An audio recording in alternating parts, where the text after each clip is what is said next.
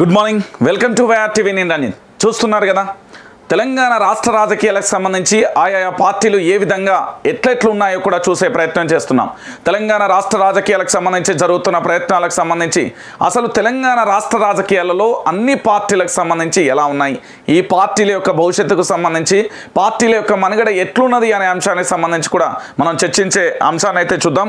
నిజంగా ఇక్కడ ఎన్నికలు రాబోతున్నాయనే తరుణానికి సంబంధించి ఏం జరుగుతుంది అనేది కూడా మనం చూసే ప్రయత్నం అయితే చేస్తున్నాం. తెలంగాణ రాష్ట్ర రాజకీయాలకు అసలు విభిన్నమైన అంశాలు ఏమైనా ఉన్నాయా, లేదా సక్సెస్ఫుల్లో ఎలాంటి అంశాలు కొనసాగుతున్నాయనే అంశాలను కూడా మనం చూస్తాం. నిజంగా తెలంగాణ రాష్ట్ర రాజకీయాలకు ఏ విధంగా ఉన్నాయి అనే అంశాన్ని ఒకసారి చూస్తే తెలంగాణ రాష్ట్ర రాజకీయాలలో నివ్వరబోయే అంశాలు చాలా ఎక్కువగా ఉన్నాయనేది చాలామంది వరకు కూడా చెప్పే ప్రయత్నం చేస్తారు. ఎందుకు ఈ అంశాన్ని నేను చెప్తున్నానంటే, ఇప్పటి వరకు తెలంగాణ రాష్ట్ర రాజకీయాలలో భారతీయ జనతా పార్టీ కానీ, కాంగ్రెస్ పార్టీ కానీ, బీఆర్ఎస్ పార్టీ కానీ ఎక్కువ శాతం మెజార్టీ ఏ పార్టీలు ప్రజలకు దగ్గరయ్యా అనేది ఇప్పుడు చర్చనీయాంశంగా మారింది.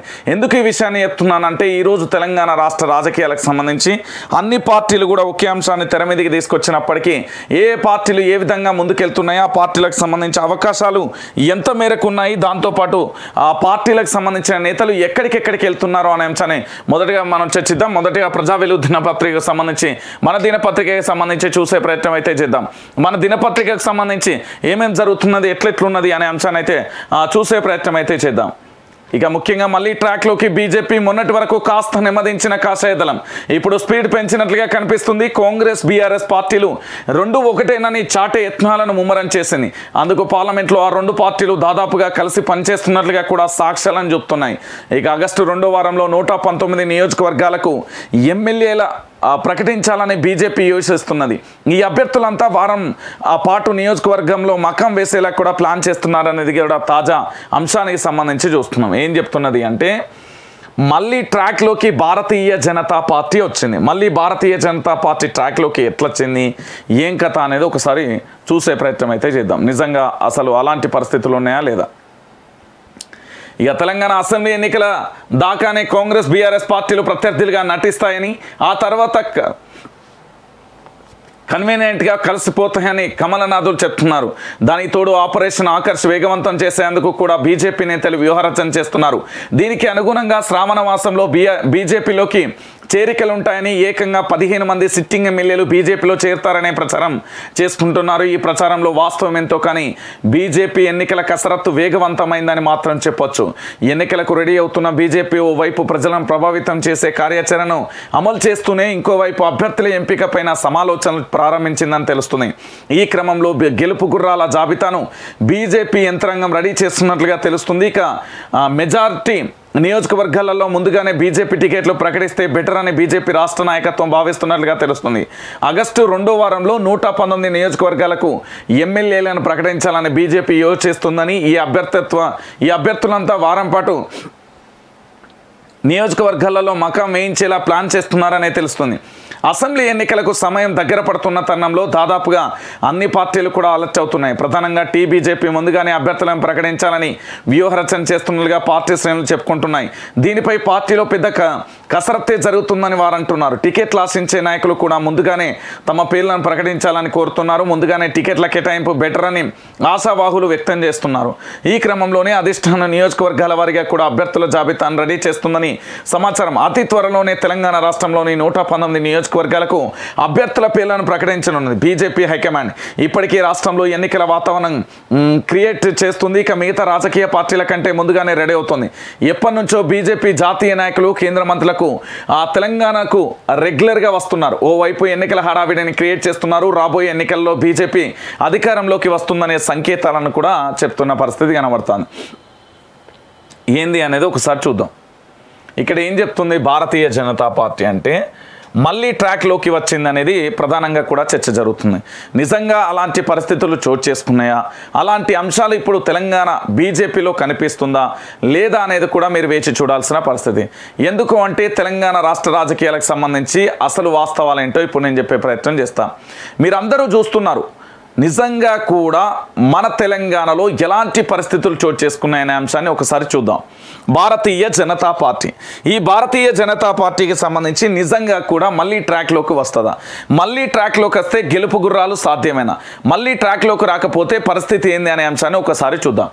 ఇప్పుడు భారతీయ జనతా పార్టీకి సంబంధించి దీనికి ప్రధానంగా కూడా కిషన్ రెడ్డితో పాటు ఈటెల రాజేందర్ సారథ్యం వహిస్తున్న విషయం తెలంగాణ ప్రజలందరికీ కూడా తెలుసు.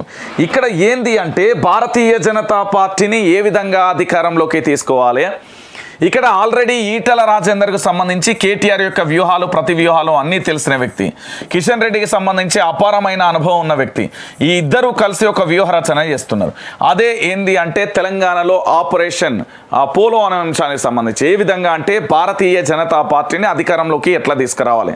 ఆగస్టులో ఖచ్చితంగా కూడా 119 అసెంబ్లీ నియోజకవర్గాలకు సంబంధించిన అభ్యర్థిత్వాలను ప్రకటించి మీరు ప్రజల్లోకి వెళ్ళండి, ఆ నియోజకవర్గంలో మీరే ఎమ్మెల్యేలు, ఇక పూర్తి స్థాయిలో కూడా ఎమ్మెల్యే అభ్యర్థులుగా పోటీ చేయండి అనేది కసరత్తు మొదలుపెట్టింది. ఎందుకంటే ముందస్తుగా 119 నియోజకవర్గాలకు సంబంధించి ఎన్నికల ప్రచారాన్ని మొదలు పెడితే కనుక 119 అసెంబ్లీ నియోజకవర్గాలలో ముందు అంటే అందరికంటే ముందే కూడా అభ్యర్థులను ప్రకటించడం వల్ల ఒక లాభం ఏంటంటే పూర్తి స్థాయిలో కూడా ప్రజల్లోకి వెళ్ళడానికి ఆస్కారం ఉంటుంది, ప్రచారం చేయడానికి ఆస్కారం ఉంటుంది. ఇప్పుడు భారతీయ జనతా పార్టీ పట్ల ఓటర్ అభిప్రాయం ఎట్లున్నది? నిజంగా హిందుత్వం అనే ఎజెండాతో భారతీయ జనతా పార్టీ ఉందా, లేదా కేసీఆర్ కుటుంబం మీద చర్యలు తీసుకోలేదు కాబట్టి ఏ విధంగా ఉంటుంది? లిక్కర్ స్కామ్లో కవిత విషయంలో కానీ, ఆ తర్వాత ముఖ్యమంత్రి కాళేశ్వరం విషయంలో భారీగా కూడా అవినీతికి పాల్పడ్డారు అనే అంశానికి సంబంధించి సాధ్యాల మీద కూడా చర్చిస్తున్న అంశం ఉంది. అయితే ఇలాంటి పరిస్థితులలో ఓటర్ భారతీయ జనతా పార్టీకి ఏ విధంగా ఓటేయాలి? ఓటేస్తే భారతీయ జనతా పార్టీ అధికారంలోకి వచ్చే స్కోప్ ఎంత ఉంది? ఒకవేళ ఇక్కడ ఏంది అంటే నా ఓటు వృధా కాకూడదు, నా ఓటు ఖచ్చితంగా కూడా మంచే జరగాలనుకుంటే భారతీయ జనతా పార్టీకి సంబంధించి ఈ ఓటును నేను వేస్తే కరెక్ట్గానే ఉంటుందా? ఈ ఓటు వల్ల ప్రయోజనం చేకూరుతుందా? అధికారంలోకి భారతీయ జనతా పార్టీ వస్తుందా? లేకపోతే బీఆర్ఎస్ బీజేపీ రెండు ఒకటే అంటున్నారు. మరి ఇలాంటి పరిస్థితులలో నిజాలు ఏంటి, సాధ్యాలు ఏంటి అనేది కూడా చర్చనీయాంశంగా కూడా మారుతున్న పరిస్థితి కనబడుతుంది. ఒకవేళ భారతీయ జనతా పార్టీ కనుక అధికారంలోకి రావడానికి చేసే ప్రయత్నాలలో చాలా వరకు కూడా ఇప్పటికే అనేక సందర్భాలలో కూడా జాతీయ నాయకత్వం కూడా తెలంగాణలో పూర్తి స్థాయిలో దృష్టి పెట్టిన అంశాన్ని మనం చూస్తున్నాం. సో ఇలాంటి పరిస్థితులలో ఆగస్టు 2వ వారంలోనే 119 నియోజకవర్గాలకు ఎమ్మెల్యేల అభ్యర్థులను ప్రకటించి జాతీయ నాయకత్వం నుండి సపోర్ట్ తీసుకుని పూర్తి స్థాయిలో కూడా ఎలా వ్యూహరచన చేయబోతుంది అనేది కూడా మనం వేచి చూడాల్సిన పరిస్థితి.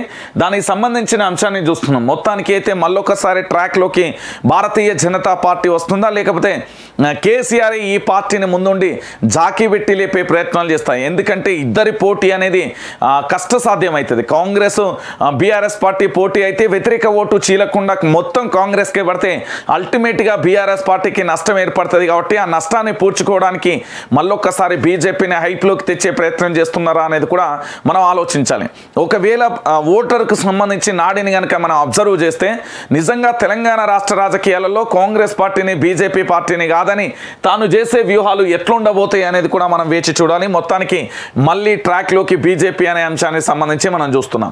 ఇక దాంతోపాటుగా మరొక అంశం దీన్ని చూడాలి మీరు. తెలంగాణలో 26-27కు విద్యా సంస్థల సెలవులు 27వ తారీఖు వరకు తెలంగాణలో పూర్తి స్థాయిలో బడులకైతే సెలవులు ఇచ్చింది. ఏంది అనేది ఒకసారి చూద్దాం. భారీ వర్షాల నేపథ్యంలో తెలంగాణ ప్రభుత్వం కీలక నిర్ణయం తీసుకుంది. రాష్ట్ర వ్యాప్తంగా అన్ని విద్యా సంస్థలకు మరోసారి సెలవులు ప్రకటించింది. రాష్ట్ర వ్యాప్తంగా ఎడతెరిపి లేకుండా వర్షాలు కురుస్తున్న నేపథ్యంలో ఈ నెల 26-27న విద్యా సంస్థలకు సెలవు ప్రకటిస్తూ తక్షణమే ఉత్తర్వులు జారీ చేయాలని విద్యాశాఖ మంత్రి సబితా ఇంద్రారెడ్డిని సీఎం కేసీఆర్ ఆదేశించారు.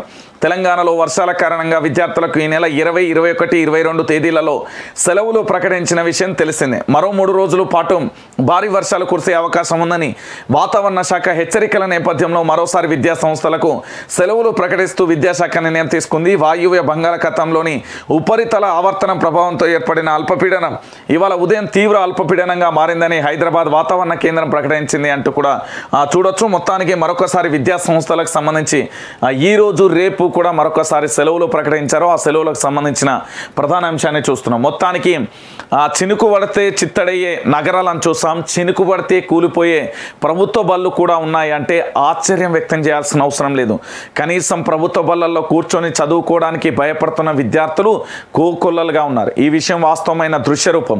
నేను ఎందుకు ఈ అంశాన్ని చెప్తున్నానంటే తెలంగాణ రాష్ట్ర రాజకీయాలకు సంబంధించి నిజంగా అలాంటి పరిస్థితి ఉంది అని చెప్పడంలో ఎలాంటి డౌట్ లేదు. ఇక్కడ విద్యా సంస్థలకు సెలవులు ఇస్తున్నారని విద్యార్థులు సంబరపడతారో లేకపోతే విద్యార్థుల భవిష్యత్తును విద్యార్థుల యొక్క రక్షణ చూసుకుని సెలవులు ఇస్తున్నారని తల్లిదండ్రులు ఆనందపడతారో తెలియదు. కానీ రేపు వారి భవిష్యత్తు గుడ్డలి పెట్టు అని చెప్పడంలో ఎలాంటి డౌట్ లేదు. ప్రతి విద్యాలయంలో ప్రతి చోట కూడా పెచ్చులు ఊడిపడుతున్న పరిస్థితి. కనీస మౌలిక సదుపాయాలు లేక దాంతోపాటు కనీసం బాత్రూమ్లు లేక కూడా ఇబ్బంది పడుతున్న తెలంగాణ విద్యాశాఖ మంత్రికి సంబంధించి మరి ఎలాంటి నిర్ణయాలు తీసుకుంటుంది అనేది కూడా మనం వేచి చూడాల్సిన పరిస్థితి. ఇక దానితో పాటుగా మరొక అంశాన్ని కూడా చూద్దాం. ఇక గెస్ట్ లెక్చరర్లకు అన్యాయం అంటూ కూడా ప్రధాన అంశానికి సంబంధించి కూడా హైలైట్ చేసింది. ఇక అసెంబ్లీకి సాక్షిగా కూడా ప్రధాన అంశానికి సంబంధించి కూడా చూడొచ్చు. అసెంబ్లీ సాక్షిగా హామీ ఇచ్చిన హామీ ఎక్కడ? కేసీఆర్ అబద్ధాలు తప్ప నిజాలు మాట్లాడరు. బీజేపీ ఎన్నికల management committee chairman Etela KCR అబద్ధాలు తప్ప నిజాలు మాట్లాడరని విమర్శించారు. బీజేపీ ఎన్నికల management committee chairman Etela Rajender ఇవాళ ఆయన మీడియాతో మాట్లాడుతూ అసెంబ్లీ సాక్షిగా హామీ ఇచ్చి గెస్ట్ లెక్చరర్లకు అన్యాయం చేస్తుందని ఏంటంటే దాంతోపాటుగా పూర్తి స్థాయిలో గురుకులాలలో గెస్ట్ లెక్చరర్లకు వేతనాలు సరిగ్గా ఇవ్వడం లేదని ఆయన మండిపడ్డారు అంటూ కూడా ప్రధాన అంశానికి సంబంధించి కూడా హైలైట్ చేసింది. ఇక్కడ మరో అంశం ఏంటంటే గెస్ట్ లెక్చరర్లకు సంబంధించి గురుకులాలలో కావచ్చు ఇతరత్ర పాఠశాలల్లో కావచ్చు దాంతోపాటు విద్యా వ్యవస్థలో పూర్తి స్థాయిలో కూడా దాదాపుగా 10-15 సంవత్సరాలుగా కూడా గెస్ట్ లెక్చరర్లు పూర్తిగా కూడా వాళ్ళ యొక్క విద్యాబోధన చేస్తున్న పరిస్థితి. ఈ రోజు వాళ్ళని తొలగించి కొత్త వాళ్ళని తీసుకొచ్చే ప్రయత్నాలు రాష్ట్ర ప్రభుత్వం చేసింది. దానిని ఆదిలోనే తుంచివేస్తూ గెస్ట్ లెక్చరర్లకు సంబంధించి పూర్తిగా తెలంగాణ రాష్ట్ర వ్యాప్తంగా ఉన్న దాదాపుగా 9,000 పైచిలకు అనుకుంటా బహుశా వాళ్ళందరూ కూడా ఆందోళన చేపట్టిల్లు. అది అంతటితో ఆగిపోయింది అనుకోవచ్చు. వాళ్ళకు ఇచ్చిన హామీ ఎక్కడ కూడా ఏంది అంటే వాళ్ళకు రెన్యువల్ చేస్తామని చెప్పి ఇప్పటి వరకు చేయలేదు. దీంతో పాటుగా వాళ్ళని పర్మనెంట్ కూడా చేస్తామని చెప్పి వాళ్ళ పే స్కేల్ కూడా పెంచుతామని చెప్పాడు. అలాంటిది ఏది జరగలేదు అంటూ గెస్ట్ లెక్చరర్లు ఇప్పటికీ కూడా ఆందోళన వ్యక్తం చేస్తున్న పరిస్థితి కనబడుతుంది. దానికి సంబంధించి కూడా మనం చూస్తున్నాం. ఇక దాంతోపాటుగా మరొక అంశం చట్టాల అమలుపై కేంద్రం విఫలం. కొన్ని రాష్ట్రాలలో చట్టాల అమలుపై చర్యలేవి. కేంద్రంపై సుప్రీంకోర్టు అసహనం అంటూ కూడా చూడొచ్చు. కొన్ని రాష్ట్రాలలో చట్టాలను అమలు చేసేందుకు చర్యలు తీసుకోవడంలో కేంద్రం విఫలమైందంటూ సుప్రీంకోర్టు అసహనం వ్యక్తం చేసింది. నాగాలాండ్ స్థానిక సంస్థల ఎన్నికలలో మహిళలకు 33% రిజర్వేషన్ కల్పించే విషయంలో వైఫల్యాన్ని ప్రశ్నిస్తూ తీవ్ర వ్యాఖ్యలు చేసింది. మీ సొంత పార్టీ పాలిస్తున్న రాష్ట్ర ప్రభుత్వాలపై మీరెందుకు చర్యలు తీసుకోవడం లేదు? మీకు అనుకూలంగా లేని ఇతర రాష్ట్రాల ప్రభుత్వాలపై కఠిన చర్యలు తీసుకుంటున్నారు. మీ ప్రభుత్వాలు ఉన్న దగ్గర మాత్రం ఎలాంటి చర్యలు ఉండటం లేదు అని సుప్రీంకోర్టు వ్యాఖ్యానించింది. మహిళలకు 33% రిజర్వేషన్ కల్పిస్తూ స్థానిక సంస్థల ఎన్నికలను నిర్వహించాలంటూ నాగాలాండ్ రాష్ట్ర ప్రభుత్వానికి రాష్ట్ర ఎన్నికల సంఘానికి గతంలో సుప్రీంకోర్టు ఆదేశాలు ఇచ్చింది. అయితే ఆదేశాల విషయంలో ఉదాసీనంగా వ్యవహరించడంపై దాఖలైన ధిక్కార పిటిషన్ విచారిస్తూ రిజర్వేషన్ అనేది రాజ్యాంగపరమైన హక్కు, మహిళలకు రిజర్వేషన్ కూడా అందులో భాగమే, వాటిని అమలు చేయకుండా ఎలా ఉంటారు అని కేంద్రానికి కూడా ప్రశ్నించింది. మహిళల విద్య ఆర్థిక స్థితిగతులు సామాజిక స్థాయి పరంగా కూడా నాగాలాండ్ మెరుగైన స్థితిలో ఉంది. ఇలాంటి రాష్ట్రాలలో మహిళలకు రిజర్వేషన్ అమలు చేయకపోవడాన్ని మేము అంగీకరించలేకపోతున్నామని కూడా పేర్కొన్న పరిస్థితి కనబడ్డది. విచారణ సందర్భంగా భాజపా పాలిత రాష్ట్రమైన మణిపూర్లో నెలకొన్న ఉద్రిక్త పరిస్థితుల గురించి కూడా ప్రస్తావించి కేంద్ర ప్రభుత్వానికి సంబంధించి చివాట్లు పెట్టింది. మన భాషలో చెప్పాలంటే సర్వోన్నత న్యాయస్థానం ఏం చేసింది అంటే బీజేపీ అధికారంలో ఉన్న రాష్ట్రాలలో మీరు ఎందుకు చర్యలు తీసుకోవడం లేదు? మీ ప్రభుత్వాలు అక్కడ రాష్ట్రాలలో అధికారంలో ఉంటే కనీసం మీరు రాజ్యాంగ విలువలను, రాజ్యాంగాన్ని, చట్టాన్ని కూడా గౌరవించరా? మహిళలకు 33% రిజర్వేషన్ అమలు చేయాలని మేము గతంలో కూడా లేఖ రిలీజ్ చేశాం. అయినా కూడా మీరు ఎందుకు చేయడం లేదు అంటే మీ రాష్ట్ర ప్రభుత్వాలు కాని చోట ఆ రాష్ట్ర ప్రభుత్వాల మీద హుక్కుపాదం కఠినంగా కూడా వ్యవహరిస్తున్నారని స్వయాన కూడా సర్వోన్నత న్యాయస్థానం భారతీయ జనతా పార్టీ ప్రభుత్వం మీద చివాట్లు పెట్టింది, అసహనం వ్యక్తం చేసింది. నిజంగా చెప్పాలంటే మణిపూర్ లాంటి రాష్ట్రాలలో కూడా మీరే అధికారంలో ఉన్నారు. అక్కడ ఎందుకు ఇంత అల్లర్లు జరుగుతూ ఉంటే కూడా చర్యలు తీసుకోలేకపోతున్నారు? శాంతి భద్రత విషయంలో ఇప్పటి వరకు మీరు ఎందుకు చర్యలు తీసుకోలేదు అంటూ కూడా అసహనాన్ని వ్యక్తం చేసింది సర్వోన్నత న్యాయస్థానం. సర్వోన్నత న్యాయస్థానం ఎందుకు అసహనాన్ని వ్యక్తం చేసిందంటే భాజపా పాలిత రాష్ట్రాలలో కూడా ఎందుకు చట్టాలను సరిగ్గా అమలు చేయడం లేదు, ఎందుకు మీరు అంత నిర్లక్ష్యంగా వ్యవహరిస్తున్నారు అంటే మీ రాష్ట్ర ప్రభుత్వాలు ఉన్న చోట ఒక న్యాయం, వేరే రాష్ట్ర ప్రాంతీయ పార్టీలు ఉన్న చోట ఇంకో న్యాయం. ఇది ఎక్కడి న్యాయం అంటూ కూడా రాజ్యాంగాన్ని కూడా హేళన చేస్తున్నారా అంటూ కూడా భారతీయ జనతా పార్టీని ప్రశ్నించింది. పూర్తి స్థాయిలో కూడా చివాట్లు పెట్టిన అంశాన్ని కూడా మనం చూస్తున్నాం. ఇక దాంతోపాటుగా మరొక అంశం,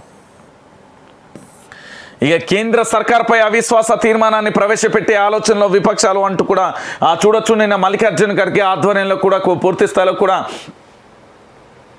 సాధ్యాలపై కూడా చర్చించారు. పూర్తి స్థాయిలో కూడా కేంద్ర సర్కార్పై ఎలా ఉంటుంది, ఎలా ఉండబోతుంది అనే అంశానికి సంబంధించి కూడా చర్చలు వాస్తవంగా అక్కడ ఎలాంటి పరిస్థితులు ఉన్నాయి, నిజంగా కూడా కేంద్ర ప్రభుత్వంపై చర్చ అవిశ్వాస తీర్మానం కనుక పెడితే సాధ్యమవుతుందా, సాధ్యాల మీద కూడా మల్లికార్జున ఖర్గే ఆధ్వర్యంలో కూడా విపక్ష పార్టీలు కూడా పూర్తి స్థాయిలో నిరసన వ్యక్తం చేసిన కార్యక్రమంలో కూడా ఎలా ఉండబోతుంది, నిజంగా కూడా మనం అవిశ్వాస తీర్మానం పెడితే నెగ్గగలుగుతామా లేదా అనేది కూడా భారతీయ జనతా పార్టీ ప్రభుత్వాన్ని ఏ విధంగా కూలగొట్టాలి అనేది కూడా చూస్తుంది.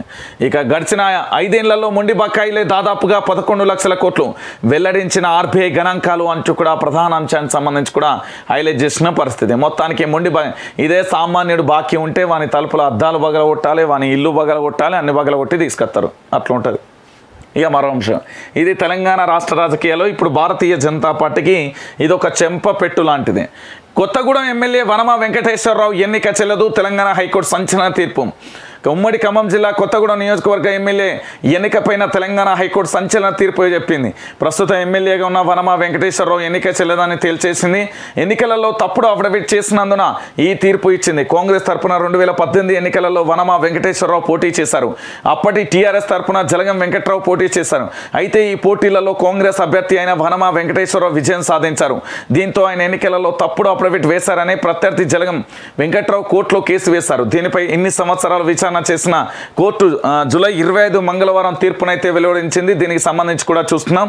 మొత్తానికి తెలంగాణ రాష్ట్ర రాజకీయాలలో భారతీయ జనతా పార్టీ కానీ కాంగ్రెస్ పార్టీ కానీ లేకపోతే బీఆర్ఎస్ పార్టీకి సంబంధించిన ఎన్నికలలో అభ్యర్థులు అఫిడవిట్లు పెట్టే క్రమంలో తప్పుడు తలకడు అంటే నేరపూరితమైన చరిత్ర కావచ్చు, స్థిర చర ఆస్తులకు సంబంధించి మోసపూరితమైన అఫిడవిట్ను దాఖలు చేసి నిజాలను చెప్పలేదు అంటూ కూడా విపక్ష పార్టీలకు సంబంధించిన వ్యక్తులు అక్కడికి వెళ్ళిన కోర్టులో వేసిన తర్వాత ఇది హైకోర్టుకు మొదట వేసిలు, ఆ తర్వాత కూడా ఆ సుప్రీంకోర్టుకి అయితే వెళ్ళిన పరిస్థితి కనబడుతుంది.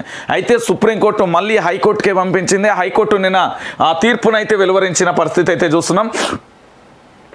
ఏంటంటే పూర్తి స్థాయిలో కూడా సుప్రీంకోర్టు ఏం చేసింది అంటే వనమా వెంకటేశ్వరరావుకు సంబంధించిన కేసును హైకోర్టుకు మళ్ళీ పంపించడంతో ఈ ఎన్నిక చెల్లదు అంటూ కూడా ఎన్నికల రిటర్నింగ్ అధికారి కూడా ఇప్పుడు మళ్ళీ ఎవరైతే కేసు వేసిలో దానికి సంబంధించి వనమా వెంకటేశ్వరరావుకు సంబంధించి అఫిడవిట్ చేశాడని దీనికి సంబంధించి ఎవరు జలగం వెంకట్రావు పోటీ చేశారు టీఆర్ఎస్ తరఫున. అయితే ఇక్కడ వనమా వెంకటేశ్వరరావు పోటీ చేసి అప్పట్లలో ఈ పోటీలలో కాంగ్రెస్ అభ్యర్థి అయిన వనమా వెంకటేశ్వరరావు అయితే విజయం సాధించిన. మొత్తానికి పూర్తి స్థాయిలో ఇప్పుడు ఏం జరగబోతుంది అనేది కూడా చూడొచ్చు. 24 గంటలలోనే అంటే 12 గంటలలోనే ఇటు మంత్రి శ్రీనివాస్ గౌడ్కు సంబంధించి వనమా వెంకటేశ్వరరావుకు సంబంధించి బీబీ పాటిల్కి సంబంధించి ముగ్గురికి సంబంధించి కూడా కోర్టులలో ఆ చుక్కెదురైంది అని చెప్పడంలో ఎలాంటి డౌట్ లేదు. అంటే రాజకీయ నాయకులు చూడుర్రి వాళ్ళ గన్మెన్లని ఇప్పటికీ అంటే ఈ రాష్ట్ర ప్రభుత్వం నిర్వహించిన ప్రభుత్వ ఉద్యోగులుగా గుర్తించబడే గన్మెన్లు ఎవరైతే ఉంటారో వాళ్ళ గన్మెన్లకు సంబంధించే పూర్తి స్థాయిలో కూడా వాళ్ళు ఏంది షాల్వాలు బొక్కీలు మంచిళ్ళ బాటీలు తీసుకోవడానికి వీలు లేదు, వాళ్ళ డ్యూటీలలో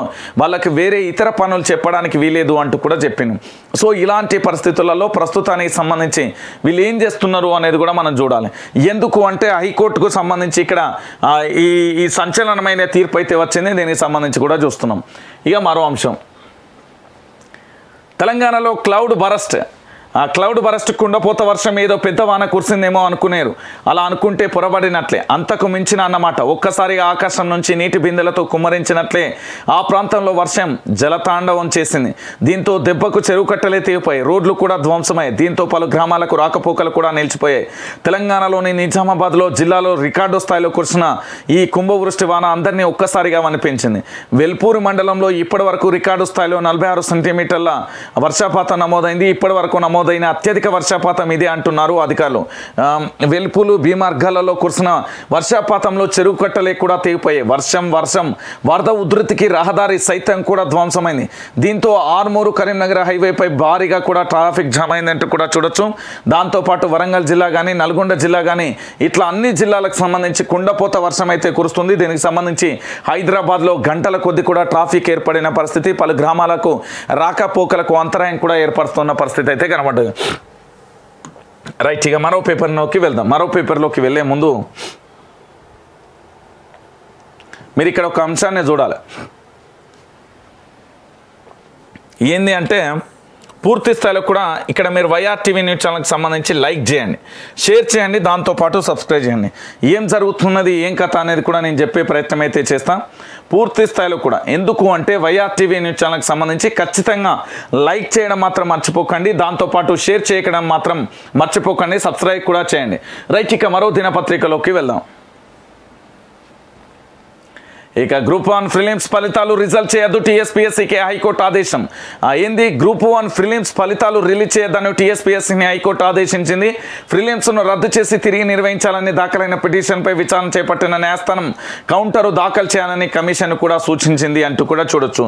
తెలంగాణ రాష్ట్ర ప్రభుత్వం ఏర్పడినప్పటి నుండి టీఎస్పీఎస్సీ ఎప్పుడైతే ఏర్పడిందో అప్పటి నుండి కూడా తెలంగాణలో కనీసం పరీక్షలు కూడా నిర్వహించలేని దౌర్భాగ్య పరిస్థితులలో ఉంది. అంటే అంతకు మించిన అంశానికి సంబంధించి ఇక్కడ పరీక్షలు సజావుగా నిర్వహించి ఏది జరిగినా కూడా అందరూ హైకోర్టు ఎందుకు వెళ్తున్నారంటే ఎక్కడో ఒక చోట తప్పు జరిగింది అని కదా, ఆ తప్పుకు సంబంధించి కూడా చూస్తున్న పరిస్థితి చూస్తున్నాం. ఇక మొత్తానికి దానికి జరిగిన అంశాన్ని. ఇక మరో అంశం, నిన్న కల్వకుంట్ల చంద్రశేఖరరావు ఏమన్నారు అంటే కాళేశ్వరం అప్పులు తీరినాయి అని చెప్పిండు. కానీ ఇక్కడ ఏమని చెప్తున్నారంటే కాళేశ్వరం అప్పు తీరలే, ఎప్పుడో తీరిపోయిందన్న సీఎం కేసీఆర్. ఇంకా 12 ఏళ్ళు ఉందన్న కార్పొరేషన్. తీసుకున్న రుణం అక్షరాలకు కూడా 97,449 కోట్లు, ఖర్చు చేసింది 86,064 కోట్లు. ఇప్పటి వరకు చెల్లించిన అసలు 545 కోట్లు, కట్టిన వడ్డీ 6,401 కోట్లు, ప్రతి ఏటా కట్టాల్సిన మొత్తం 13,000 కోట్లు. పూర్తిగా క్లియర్ చేసేందుకు 2035 ఆగస్టు 30 వరకు గడువు. ఇక పూర్తి స్థాయిలో కూడా కాళేశ్వరంపై రుణాలపై కేసీఆర్వి అబద్ధాలు. ఆ ప్రాజెక్టు ద్వారా ఒక్క ఎకరానికి కూడా అదనంగా సాగునీరు ఇవ్వలేదు టీపీసీసీ అధికార ప్రతినిధి అయోధ్య రెడ్డి అంటూ కూడా చూడొచ్చు. ఏంది, కాళేశ్వరం ప్రాజెక్టు అద్భుతమని బీఆర్ఎస్లో కింది స్థాయి నేతల మొదలు సీఎం వరకు సందర్భం దొరికినప్పుడల్లా చెప్తారు. కానీ ఈ ప్రాజెక్టు కోసం నిర్మాణానికి ఇప్పటి వరకు 80,000 కోట్లు ఖర్చు అయిందని ఇటీవల మంత్రి కేటీఆర్ చెప్పగా తాజాగా కేసీఆర్ సైతం అదే విషయాన్ని స్పష్టం చేశారు. కానీ మరోవైపు ప్రభుత్వం కాళేశ్వరం ప్రాజెక్టు కోసం 1,00,000 కోట్లకు పైగా ప్రభుత్వం అప్పు తెచ్చిందని ప్రతిపక్షాలు ఆరోపిస్తున్నాయి. తాజాగా సీఎం కేసీఆర్ ప్రగతి భవన్లో కార్యకర్తలను ఉద్దేశించి మాట్లాడుతూ కాళేశ్వరం ప్రాజెక్టు యొక్క బాకీ ఎప్పుడో తీరిపోయిందని చెప్పారు. ఇక రుణం మొత్తం తీరిపోయినట్లుగా కూడా వ్యాఖ్యానించారు. ఇక power finance corporation, rural electrification corporation, బ్యాంకుల కన్వర్షన్ నుంచి కూడా తీసుకున్న రుణాలు కూడా పూర్తి స్థాయిలో చెల్లిపోయినాయని చెప్తాను. నిజంగా అలాంటి పరిస్థితి లేదు అనేది వీళ్ళు చెప్పుకుంటూ వస్తున్నారు. ఎందుకు అనేది ఒకసారి చూద్దాం.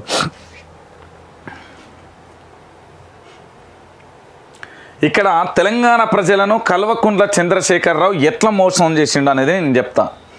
ఎందుకు అంటే తెలంగాణ రాష్ట్ర రాజకీయాలకు సంబంధించి నిజంగా ముఖ్యమంత్రి గారు ప్రజల్ని ఎంత దారుణంగా మోసం చేస్తుందో చెప్తాను. అబద్ధాలు చెప్పడానికైనా హద్దు పద్దు అనేది ఒకటి ఉంటుంది. దీనికి సంబంధించి కూడా ఒకసారి చూద్దాం. ముఖ్యమంత్రి మాట్లాడుతూ మనం పనిచేసిన పద్ధతి ఏంటంటే చెప్పాం, ఒక పాలసీగా ఇప్పుడు కొంతమంది తెలిసి 220 ఎవరికి వీలినట్టు వాడు పెట్టుకుంటే మనం ఎట్లేయగలుగుతున్నాం. దాని స్పిన్ ఆఫ్ ఎకానమీ పడదు. ఓ షిట్ ఇచ్చే సాగుకారి కొంతమంది రాంగ్ ప్రచారం చేస్తారు. యాక్చువల్లీ తెలంగాణ భూభాగమే 2 కోట్లు. నీకు ధరణి మీద మళ్ళీ ఎంఆర్ఓ ఆఫీస్ ఇంత మంచి సదుపాయం ఇచ్చినా ఎందుకు ఊగా శేఖర్ రెడ్డి నువ్వు డెవలప్ చేసుకున్నాం, ఇంకా చాలా కావాలి, అయిపోదు. మంచి నీళ్ళు బాగులు ఎట్లెత్తారండి, బుద్ధి లేదా మీకు అన్నా వాటి తీస్తానని అట్లుంటుంది. డాంబర్ రోడ్లు అన్నీ ఆక్రమించే చేస్తున్నాం కాబట్టి. అయితే ఆ రోజు జరిగింది ఏంటంటే అది ట్రాన్స్ఫార్మర్లు కాలకుండా ఉంటా అని చెప్పి కూడా చేతులెత్తి దండం అయ్యేదా అంటే పోయేదా అంటే మిత్రులు అందరికన్నా ముఖ్యంగా పోయి ఉన్నారు. అట్లా ఎంతో మంది ఎన్నో త్యాగాలు చేసినారు. అంటే ఇక ముఖ్యమంత్రి చెప్పే ముచ్చట్లన్నీ ఇవన్నీ ఏంది అంటే కాళేశ్వరం ప్రాజెక్టుకు సంబంధించి పూర్తి స్థాయిలో అప్పులు తీరినాయని చెప్తున్నాను, కానీ నిజానికి అప్పులు తీరలేదనే సాక్ష్యాలతో సహా ఇక్కడ వచ్చింది. ఇక మరి కల్వకుంట్ల చంద్రశేఖరరావు దీనికి ఏం సమాధానం చెప్తావు? ఒకసారి చూడండి. మొత్తానికి కాళేశ్వరం కోసం తీసుకున్న రుణం ఎంత అంటే అక్షరాల కూడా 97,449 కోట్లు ఈ రాష్ట్ర ప్రభుత్వం తీసుకుందని. అందులో ఖర్చు చేసింది ఎంత అంటే 86,064 కోట్లు చేసిందని. ఇప్పటి వరకు ఎంత చెల్లించిందంటే కేవలం 547 కోట్లు 545 కోట్లు మాత్రమే చెల్లించింది. కానీ కట్టిన వడ్డీ ఎంత అంటే 6,401 రూపాయి కట్టింది. అంటే మరి కేసీఆర్ చెప్పేది కూడా ఇంకా అబద్ధాలు అనేది ఇంతకంటే సాక్ష్యాలకు మించి ఇంకేం కావాలి? నేను ఎందుకు ఈ మాట చెప్తున్నా అంటే ఒకసారి ఆలోచించాలి తెలంగాణ ప్రజలు. కల్వకుంట్ల చంద్రశేఖరరావుకు సంబంధించి ఇక్కడ తెలంగాణ సమాజాన్ని ఎట్లా మోసం చేస్తున్నాడు అనేది చాలా క్లియర్ కట్గా మీకు చెప్పే ప్రయత్నం చేస్తున్నా. ఒకసారి చూడండి, కాళేశ్వరం ప్రాజెక్టుకు సంబంధించి తీసుకున్నది ఎంత? 97,449 కోట్ల రూపాయలను అప్పుగా తీసుకున్నాం. ఆ తర్వాత మనం ఖర్చు చేసింది ఎంత? 86,064 కోట్ల రూపాయలను చేసినాం. కానీ ఇప్పటి వరకు అసలు చెల్లించింది ఎంత అంటే 545 కోట్లను చెల్లించినాం. కట్టిన వడ్డీ ఎక్కువ ఉన్నది, 6,401 రూపాయి ఉన్నది. మరి ఈ రాష్ట్ర ప్రభుత్వం సంబంధించి రాష్ట్ర ముఖ్యమంత్రి కల్వకుంట్ల చంద్రశేఖరరావు చెప్పేది అక్షరాల అబద్ధం. ఇది మొత్తం కట్టడానికి పూర్తి కావడానికి బట్టే సమయం ఎంత అంటే 2035 సంవత్సరం ఆగస్టు 30వ తారీఖు వరకు పడుతుంది. 2035, ఇది 2023. ఆలోచించండి ఒకసారి, మీరు ఆలోచించాలి మిత్రులారా. ఇంకా 12 సంవత్సరాల పీరియడ్ ఉంది దీనికి సంబంధించి. ఏది కాళేశ్వరం ప్రాజెక్టు సంబంధించి పూర్తిగా అప్పులు తీరడానికి. ప్రతి ఏటా కట్టాల్సింది ఎంతో తెలుసా? అక్షరాల కూడా 13,000 కోట్ల రూపాయలను కట్టాలి మనం. ఏడాదికి కాళేశ్వరం ప్రాజెక్టు మీద వచ్చే ఆదాయం సున్నా, కానీ ఇక్కడ కట్టాల్సింది మాత్రం 13,000 కోట్ల రూపాయలను కట్టాలి. ఇదే కాంగ్రెస్ పార్టీకి సంబంధించి ఏం చెప్పిల్లు అంటే 1 ఎకరానికి కూడా నీళ్ళు అందియలే కల్వకుంట్ల చంద్రశేఖరరావు, అన్ని అబద్ధాలే కూడా చెప్తున్నాడు అంటూ కూడా చాలా క్లారిటీగా కూడా వీళ్ళు చెప్పుకొచ్చే ప్రయత్నం చేసేలు. మరి కేసీఆర్ ఇంత బహిరంగంగానే కూడా అబద్ధాలు ఆడుతున్నాడు కదా. కేసీఆర్ ఇంత బహిరంగంగానే ప్రజలను మోసం చేస్తున్నాడు కదా. కేసీఆర్ చెప్పే మాటలు నమ్మితే ఎట్లా మోసపోతున్నామో అంటే ఇంతకంటే సాక్ష్యాధారం ఇంకొకటి లేదు కదా. కల్వకుంట్ల చంద్రశేఖరరావు గారు 97,000కు సంబంధించి 449 కోట్ల రూపాయలను మనం అప్పుగా తీసుకుంటే దీంట్లో ఖర్చు చేసిన 86,064 కోట్ల రూపాయలు అయితే ఇప్పటి వరకు కేవలం 545 కోట్లను కట్టినాం. కానీ యాక్చువల్గా కట్టాల్సింది ప్రతి ఏటా ఎంత అంటే 13,000 కోట్లు. ఇది పూర్తయ్యేది ఎప్పుడు అంటే 2035 వరకు అవుతుంది. కానీ ఇక్కడ కట్టిన వడ్డే 6,401 రూపాయి. అంటే ఎంత కట్టినో ఆలోచించురు. ఇక దీనికి సంబంధించి అది జరిగింది ఇది జరిగింది అనేది చెప్తా ఉన్నారు. దాంతోపాటు కాళేశ్వరం ప్రాజెక్టు ద్వారా ఇక్కడ కాళేశ్వరం మీద మొత్తం రుణాల మీద కేసీఆర్ చెప్పేదాన్ని పచ్చి అబద్ధాలు అనేది అర్థమైపోయింది. కానీ దీని ద్వారా వచ్చిన అదనంగా కూడా సాగునీరు ఇవ్వలేదు అనేది కూడా కాంగ్రెస్ పార్టీకి సంబంధించి ఆందోళన వ్యక్తం చేస్తుంది. కేవలం ఏదైతే ప్రాజెక్టు కట్టిలో ఆ ప్రాజెక్టు చుట్టూ ఉండే గ్రామాలు ఇబ్బంది పాలవుతున్నాయి. ఆ ప్రాజెక్టు చుట్టూ ఉండే కూడా అనేక గ్రామాలకు సంబంధించి కూడా 1000 ఎకరాలలో నీట మునుగుతున్నాయి అనేది వాళ్ళైతే చెప్పుకుంటూ వస్తున్నారు. ముఖ్యమంత్రి చెప్పే మాటలకు సంబంధించి చాలా క్లారిటీగా క్లియర్ కట్గా అబద్ధాలని ఎంత మంచిగా చెప్తున్నాడో కూడా మీరు అర్థం చేసుకోవాలి. ఇంతకంటే మించి ఇంకోటి చెప్పాల్సిన అవసరం లేదు.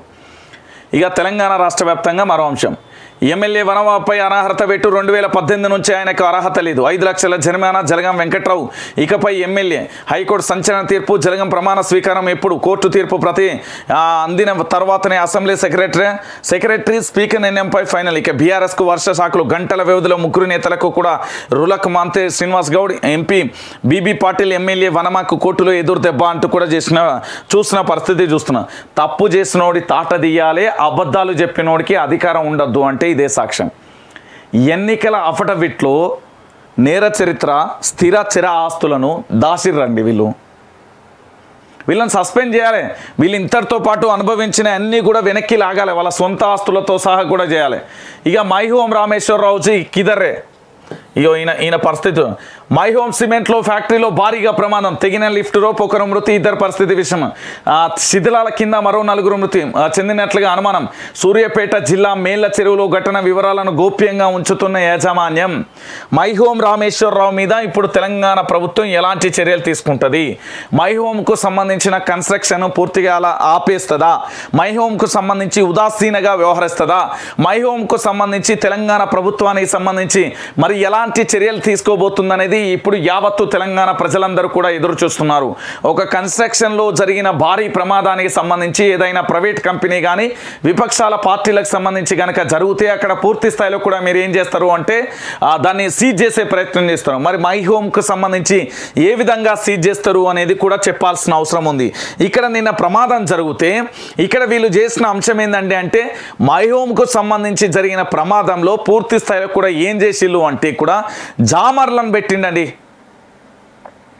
ఇక్కడ పనిచేసే ఉద్యోగులలో ఫోన్లను గుంజుకున్నారు. వాళ్ళ వ్యక్తిగతంగా కూడా భంగం కలిగించిన పరిస్థితి కనబడుతుంది. దాంతోపాటుగా ఇక్కడ జామర్లను పెట్టి పూర్తి స్థాయిలో సిగ్నలింగ్ వ్యవస్థనే ఆపేసారు. ఇక లోపలికి ఓన్లీ పోలీసులను తప్ప ఇతర వ్యక్తులను పంపించలేదు ఈ కంపెనీ సిబ్బంది. మరి ఇంత ప్రమాదం జరిగింది కదా. ఈ రాష్ట్ర ముఖ్యమంత్రి కల్వకుంట్ల చంద్రశేఖరరావు మై హోమ్ సిమెంట్కు సంబంధించి మై హోమ్ మీద మరి ఎలాంటి క్రిమినల్ కేసులు నమోదు చేస్తారు, దీని మీద ఎలాంటి చర్యలు తీసుకుంటారనేది కూడా మనం వేచి చూడాల్సిన పరిస్థితి. మరి ఉదాసీనగా కూడా వ్యవహరిస్తారా, దీని మీద ఏమైనా చర్యలు తీసుకునే ప్రయత్నం చేస్తారా అనేది కూడా మనం వేచి చూడాల్సిన పరిస్థితి కనబడుతుంది. ఎందుకంటే పూర్తి స్థాయిలో కూడా ఈ అంశాన్ని కూడా చూస్తున్నాం. ఇక విద్యార్హత ఉన్నా కూడా వివక్షే, డిగ్రీ పీజీలు చదివిన అన్యాయమే. 2012, 14, 19లో 1200 మంది వీఆర్ఓలుగా ఆ రిక్రూట్మెంట్ పబ్లిక్ సర్వీస్ కమిషన్ ద్వారా ఎంపిక, ప్రమోషన్ కోసం ఏళ్లుగా ఎదురుచూపులు, వ్యవస్థ రద్దుతో వారి పరిస్థితి అగమ్య గోచరం. వీఆర్ఏ వీఆర్ఓల సర్దుబాటులో వేర్వేరు ప్రమాణాలు అంటూ కూడా ప్రధాన అంశానికి సంబంధించి కూడా హైలైట్ చేసిన పరిస్థితి. వీఆర్ఓ వ్యవస్థను రద్దు చేసింది. వారిని ఇతర శాఖలలోకి మార్చడంలో వేలాది మంది వీఆర్ఓల పదోన్నతుల అవకాశాన్ని కూడా కోల్పోయారు. ఇక పబ్లిక్ సర్వీస్ కమిషన్ ద్వారా ఎంపికైన అన్ని విద్యార్హతలున్న ప్రభుత్వం తమపై వివక్ష చూపిందని వారు వాపోతున్నారు. వీఆర్ఏ జాబు పొందిన వారికి న్యాయం చేసిన ప్రభుత్వం అంతకంటే ఎక్కువగా కూడా పోటీని ఎదుర్కొని జాబు సంపాదించిన అన్యాయం చేసిందని డైరెక్ట్ రిక్రూట్మెంట్ ఆవేదన వ్యక్తం చేసింది. పబ్లిక్ సర్వీస్ కమిషన్ ద్వారా 2012, 14, 19లో టీఎస్పీఎస్సీ నోటిఫికేషన్ ద్వారా సుమారు 1200 మంది వీఆర్ఓలుగా నియమితులయ్యారు. ఇక తీవ్రమైన పోటీని ఎదుర్కొని పరీక్షలలో అర్హత సాధించి డిస్ట్రిక్ట్ సెలక్షన్ కమిటీ ద్వారా ఉద్యోగాలు ఎంపికయ్యారు. వీరందరికీ డిగ్రీ పీజీ ఆపై విద్యా అర్హతలు ఉన్నాయి. ఆ సమయంలో చాలా మంది సింగరేణి జూనియర్ అసిస్టెంట్లు, ఫారెస్ట్ బీట్ ఆఫీసర్లు, పంచాయతీ కార్యదర్శి, బిల్ కలెక్టర్ వంటి ఇతర ఉద్యోగాలకు కూడా ఎంపికైన నియామక పత్రాలు పొందారు. ఇక మరికొందరు కేంద్ర ప్రభుత్వ ఉద్యోగాలను సైతం కూడా చేస్తున్నారు అంటూ కూడా ప్రధాన అంశానికి సంబంధించి కూడా ఇలా చేసిన పరిస్థితి. ఇక్కడ ప్రామాణికం విద్య అంటే మీరు ఉద్యోగ అవకాశాలనే విద్యను చూస్తున్నారు. అయితే ఇక్కడ ఒక గమ్మత్తైన విషయం కూడా ఉంది. తెలంగాణ ప్రజలందరూ కూడా దీన్ని ఆలోచించాల్సిన పరిస్థితి ఉంది. ఇది ఏందండి, ఇది ప్రామాణికంగా మనం చదువుకోవడానికి చూడడానికి చాలా బాగుంటుంది. కానీ వాస్తవమైన విషయం ఏంది అంటే తెలుసా, ఇక్కడ 2014 నుంచి 2012, 2019 సంవత్సరంలో దాదాపుగా చాలామంది కూడా రిక్రూట్మెంట్ చేసుకున్నది టీఎస్పీఎస్సీ. ఎవరిని రిక్రూట్మెంట్ చేసుకున్నది అంటే ఒకసారి చూడాలి.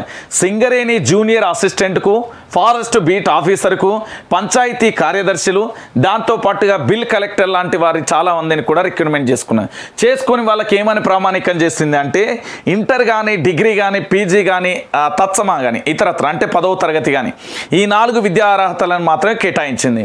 కానీ ఈ రాష్ట్రాన్ని పరిపాలిస్తున్న ముఖ్యమంత్రికి ఏ అర్హత ఉన్నది? మినిస్టర్లకు ఏ అర్హత ఉన్నది? ఎమ్మెల్యేలకు ఏ అర్హత ఉన్నది? ఎంపీలకు ఏ అర్హత ఉన్నది? ఎమ్మెల్సీలకు ఏ అర్హత ఉన్నది? దీని గురించి మాట్లాడమని చెప్పుర్రి. నిజం భయ్, దీని గురించి మాట్లాడమని చెప్పండి. ఈరోజు మనం ఉద్యోగాలు చేయడానికే టీఎస్పీఎస్సీ నోటిఫికేషన్ రిలీజ్ చేసి ఉద్యోగ అర్హతలను పెడుతున్నది కదా. పోలీస్ అనే పదం రాని మంత్రి మల్లారెడ్డి, డిగ్రీ కూడా చదవని ఇంకో మంత్రులు, విద్యాశాఖకు సంబంధించి విద్యనే రాని పెద్ద మనిషి. మీరు ఒక్కసారి ఆలోచించాలి. పంచాయతీ శాఖ మంత్రి ఎర్రబెల్లి దయాకర్ రావు ఒక్కరు కూడా మొత్తం పీజీలు కంప్లీట్ చేసిన వాళ్ళు లేరు. వాళ్ళకి సంబంధించి ఈరోజు మనం చదువుకోవాల్సిన దౌర్భాగ్య పరిస్థితి వస్తుంది. ఇక్కడ విద్యా అర్హతలను విద్యా వ్యవస్థకు సంబంధించి విద్యా అర్హత ఉన్న వాళ్ళకే వివక్ష చూపెడుతున్నారు అని కూడా మీరు అంటున్నారు. నేనేమంటున్నా అంటే విద్యా అర్హత కాదు, ఈ పూర్తి స్థాయిలో కూడా జరిగే న్యాయాన్ని మీరు చూడుర్రి అని నేను చెప్తున్నాను. తెలంగాణ ప్రభుత్వానికి సంబంధించి కేవలం ఉద్యోగాలకు సంబంధించి కూడా జరుగుతున్న ప్రక్రియకు సంబంధించి మీరు చూస్తున్నారు.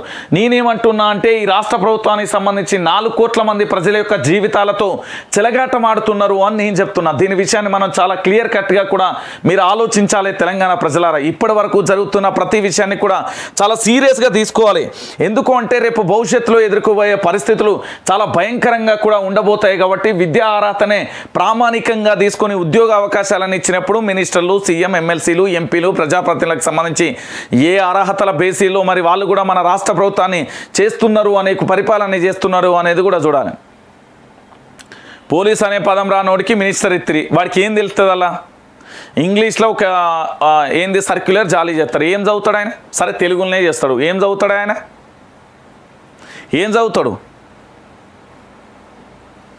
ఇది తెలంగాణకు సంబంధించి ఇక్కడ ప్రజలను మోసం చేస్తాడు కాదు, అందరినీ మోసం చేస్తున్నాం. ఇక బీజేపీలో వార్ రూమ్. స్టేట్ ఆఫీస్లో ఏర్పాటు. ఇన్ఛార్జిగా జాఫర్ ఇస్లాం, స్ట్రాటజీ టీమ్ ఇన్ఛార్జిగా శ్వేత, ఎంపీ అరవింద్ యోగానంద్, ఎమ్మెల్యే రఘునందన్ రావుకు సోషల్ మీడియా బాధ్యతలు. 22 కమిటీలతో ఎన్నికలకు. ఇక బీజేపీలోకి రంగారెడ్డి, ఇక మాగం రంగారెడ్డి, ఇక రాజేందర్. రేపు మాపు అధికారిక ప్రకటన. జాయినింగ్స్పై దూకుడు పెంచిన కమలనాథం అంచు కూడా ప్రధాన అంశానికి సంబంధించి కూడా హైలైట్ చేసిన పరిస్థితి. బీజేపీలో వార్ రూమ్ ఎందుకు ఏర్పాటు చేసిల్లంటే అన్ని పార్టీలకు సంబంధించి పూర్తి స్థాయిలో కూడా ఒక స్ట్రాటజీ ప్రకారం కూడా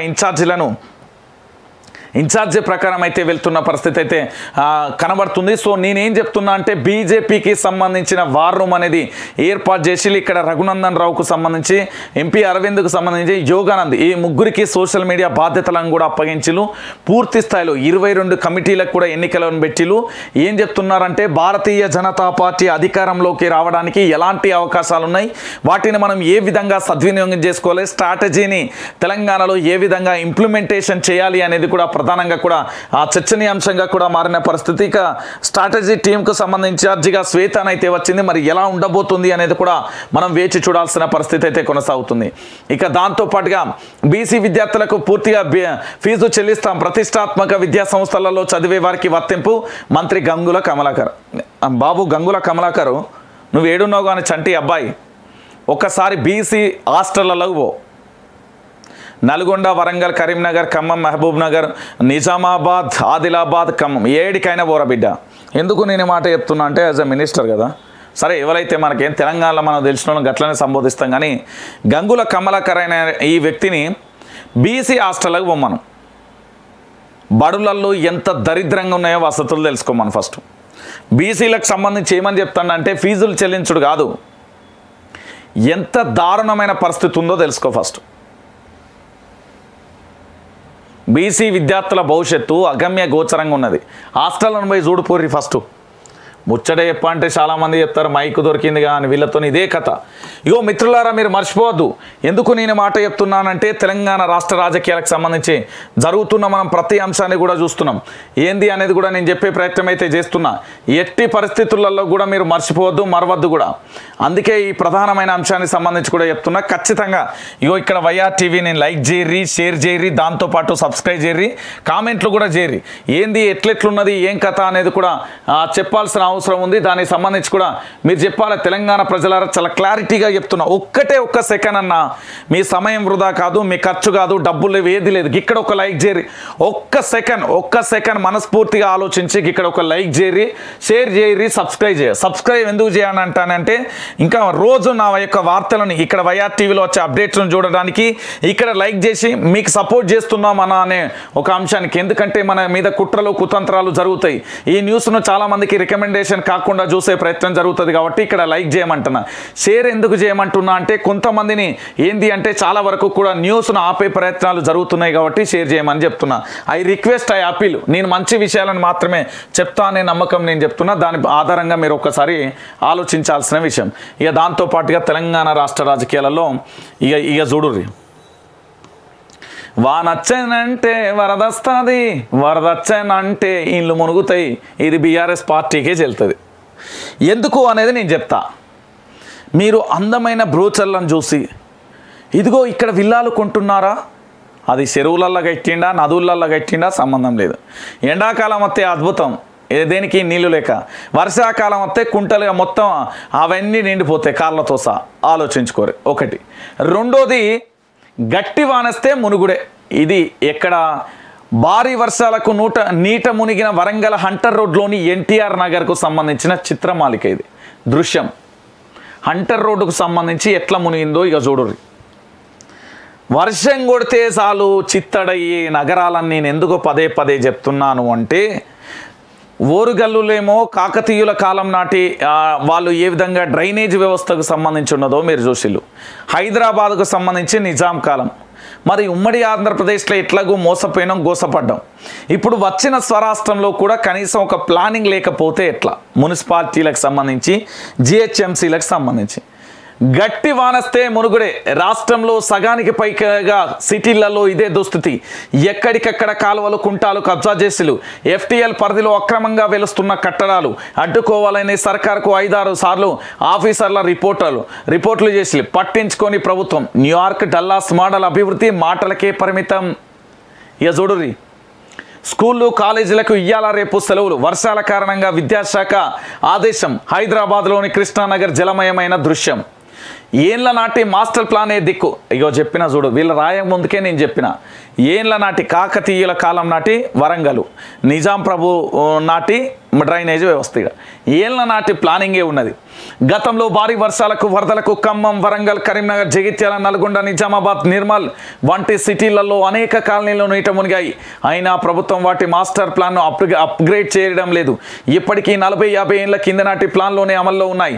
వరంగల్లో 1972లో అప్పటి లక్ష జనాభాకు తగ్గట్టుగా పట్టణ విస్తీర్ణం 30 చదరపు కిలోమీటర్లు ఉండేది. ఇప్పుడు కాజీపేట, హనుమకొండ, వరంగల్తో పాటు 42కు పైగా గ్రామ పంచాయతీలు కలుపుకొని 10 లక్షల జనాభాతో 407 చదరపు కిలోమీటర్ల గ్రేటర్ వరంగల్ మున్సిపల్ కార్పొరేషన్ విస్తరించింది.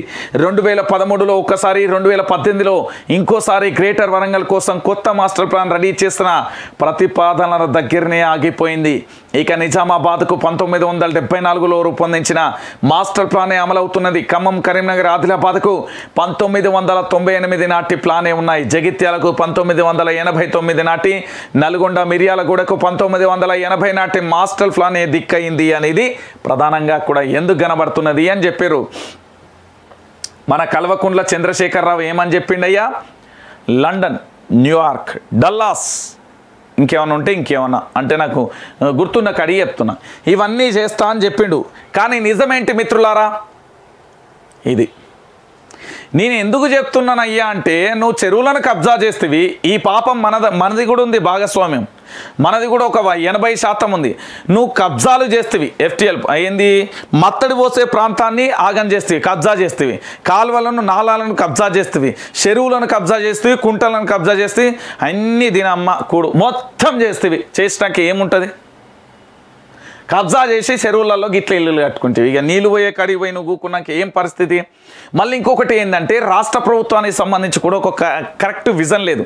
ముఖ్యమంత్రి కల్వకుంట్ల చంద్రశేఖరరావు ఒక మాట అంటాడు ఎప్పుడు, భారతదేశానికి సరి అయిన లక్ష్యం లేదు అని చెప్తాడు.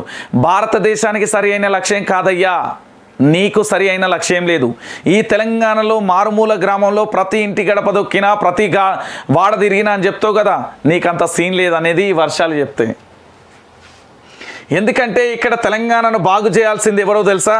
ఇక్కడ సరి అయిన అధికార యంత్రాంగానికి సంబంధించి ప్రపోజల్స్ పంపిస్తే దానిని అమలు చేసి పూర్తి స్థాయిలో కూడా ఏం చేయాలి అంటే దానిని ఇంప్లిమెంటేషన్ చేయాలి.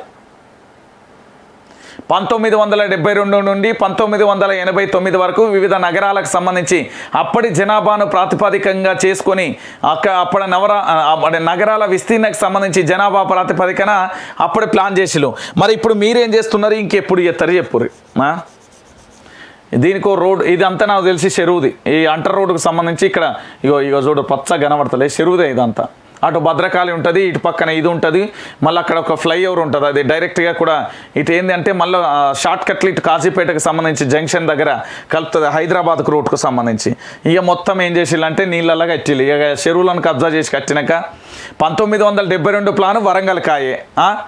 ఏం చేద్దాం? ఇక 1974 నిజామాబాద్ అయ్యా, 1998లో కరీంనగర్ ఆదిలాబాద్ అయ్యా, జగిత్యాల 1989 అయ్యా, నువ్వు ఆఖరికి 1987లో ఏది మిర్యాలగూడకు సంబంధించి ప్లాన్ అయ్యా. ఇక గట్టి వాన చినుకు పడితే చాలు చిత్తడయ్యే నగరాలని ఏంది చెప్పాం, ఒక వ్యూహం, ఒక ఏంది అంటే భవిష్యత్తులో జనాభా ప్రాతిపదిక ఇప్పుడు ఒక 10 లక్షలు ఉన్నారు ఎగ్జాంపుల్, భవిష్యత్తులో ఒక 30 లక్షల మందో 50 లక్షల మందో అయితే పరిస్థితి ఏంది, అప్పుడు డ్రైనేజీ వ్యవస్థ ఏ విధంగా ఉండాలి, మంచినీటి వ్యవస్థ ఏ విధంగా ఉండాలి, రోడ్లు ఎట్లా ఉండాలనే ఒక ప్రణాళికతో పోవాలి కదా. మనం మనకు నా జేబులో ఎన్ని పైసలు వచ్చినాయి, నా జేబులో ఎన్ని నిండినాయి, వాన్ జేబులో ఏంటి, వాడు ఎంత లంగా పని చేసిండు, నేను ఇంకా ఎంత లంగా పని చేయాలి, గిది బేరూజు చేసుకుంటారు తప్ప ఇక్కడ తెలంగాణ సంబంధించిన ప్రాంతాన్ని ఇక్కడ అభివృద్ధి చేస్తామని చెప్పుడు లేకపోతే ఏది చేయరండి, ఏమీ చేయరు. మీరే ఆలోచించాలి, మీరు ఆలోచించాలి. పూర్తి స్థాయిలో కూడా తెలంగాణకు సంబంధించి జరుగుతున్న ఈ అంశంలో ఖచ్చితంగా కూడా గట్టి వానస్తే గిది పరిస్థితి జరుగుతుంది తెలంగాణ రాష్ట్ర రాజకీయాలకు సంబంధించి. ఇక హైదరాబాద్లో పెద్దగా మీకు చెప్పాల్సిన అవసరం లేదు. నిన్న హైటెక్ సిటీ నుండి ఎక్కడికి మనం వచ్చింది మాదాపూర్, మొన్న 3.5 గంటలు పట్టింది, జస్ట్ 3.5 గంటలు, చాలా తక్కువ టైం. అదే 3.5 గంటలల్లో హైదరాబాద్ నుండి వరంగల్ పోతా, అటు సిద్దిపేట పోతా, కరీంనగర్ పోతా, ఇటు ఆదిలాబాద్ నిజామాబాద్ కూడా పోతా. 3.5 గంటలు ప్రయాణం. మన ట్రాఫిక్ పోలీసులు క్లిక్కుమని ఫోటో తీసే అంత ఇంట్రెస్ట్, ట్రాఫిక్ను మళ్ళించే అంత సినిమా లేదు. వర్షం పడితే మేమేం చేయాలంటే గప్పుడే మీ యొక్క డిపార్ట్మెంట్ యొక్క శక్తి సామర్థ్యాలు గప్పుడే తెలుస్తాయి. ఏదైనా ప్రమాదం సంభవించినప్పుడు, ఏదైనా అనుకోని వర్షాలు విపత్తు వచ్చినప్పుడు, లేకపోతే ఏదైనా సంఘటనలు జరిగినప్పుడు మీ టాలెంట్ ఏందో తెలుస్తుంది. ఒక బండి మీద హ్యాండిల్ మీద బండి తోలుకుంటా హెల్మెట్ పెట్టుకోకుండా ఇంకో బండిని ఫోటోలు తీసుడు కాదు మీ టాలెంట్.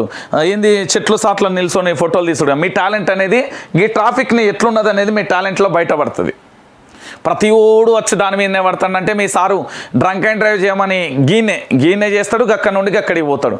చెప్పాలా మీకు కొన్ని ఉన్నాయి ఏంది అనేది కూడా చెప్తాగుర్రి. పోలీసు వాళ్ళు ఏంది బార్ దగ్గర మా ఉద్యోగాలు పోతాయని బాన్సనని మొత్తుకుంటే నేను ఊకున్నా, కానీ నిజంగా చెప్పాలంటే మరి సుక్కలు ఉన్నాయి, మామూలుగా కూడా లేదు ముచ్చట మీకు.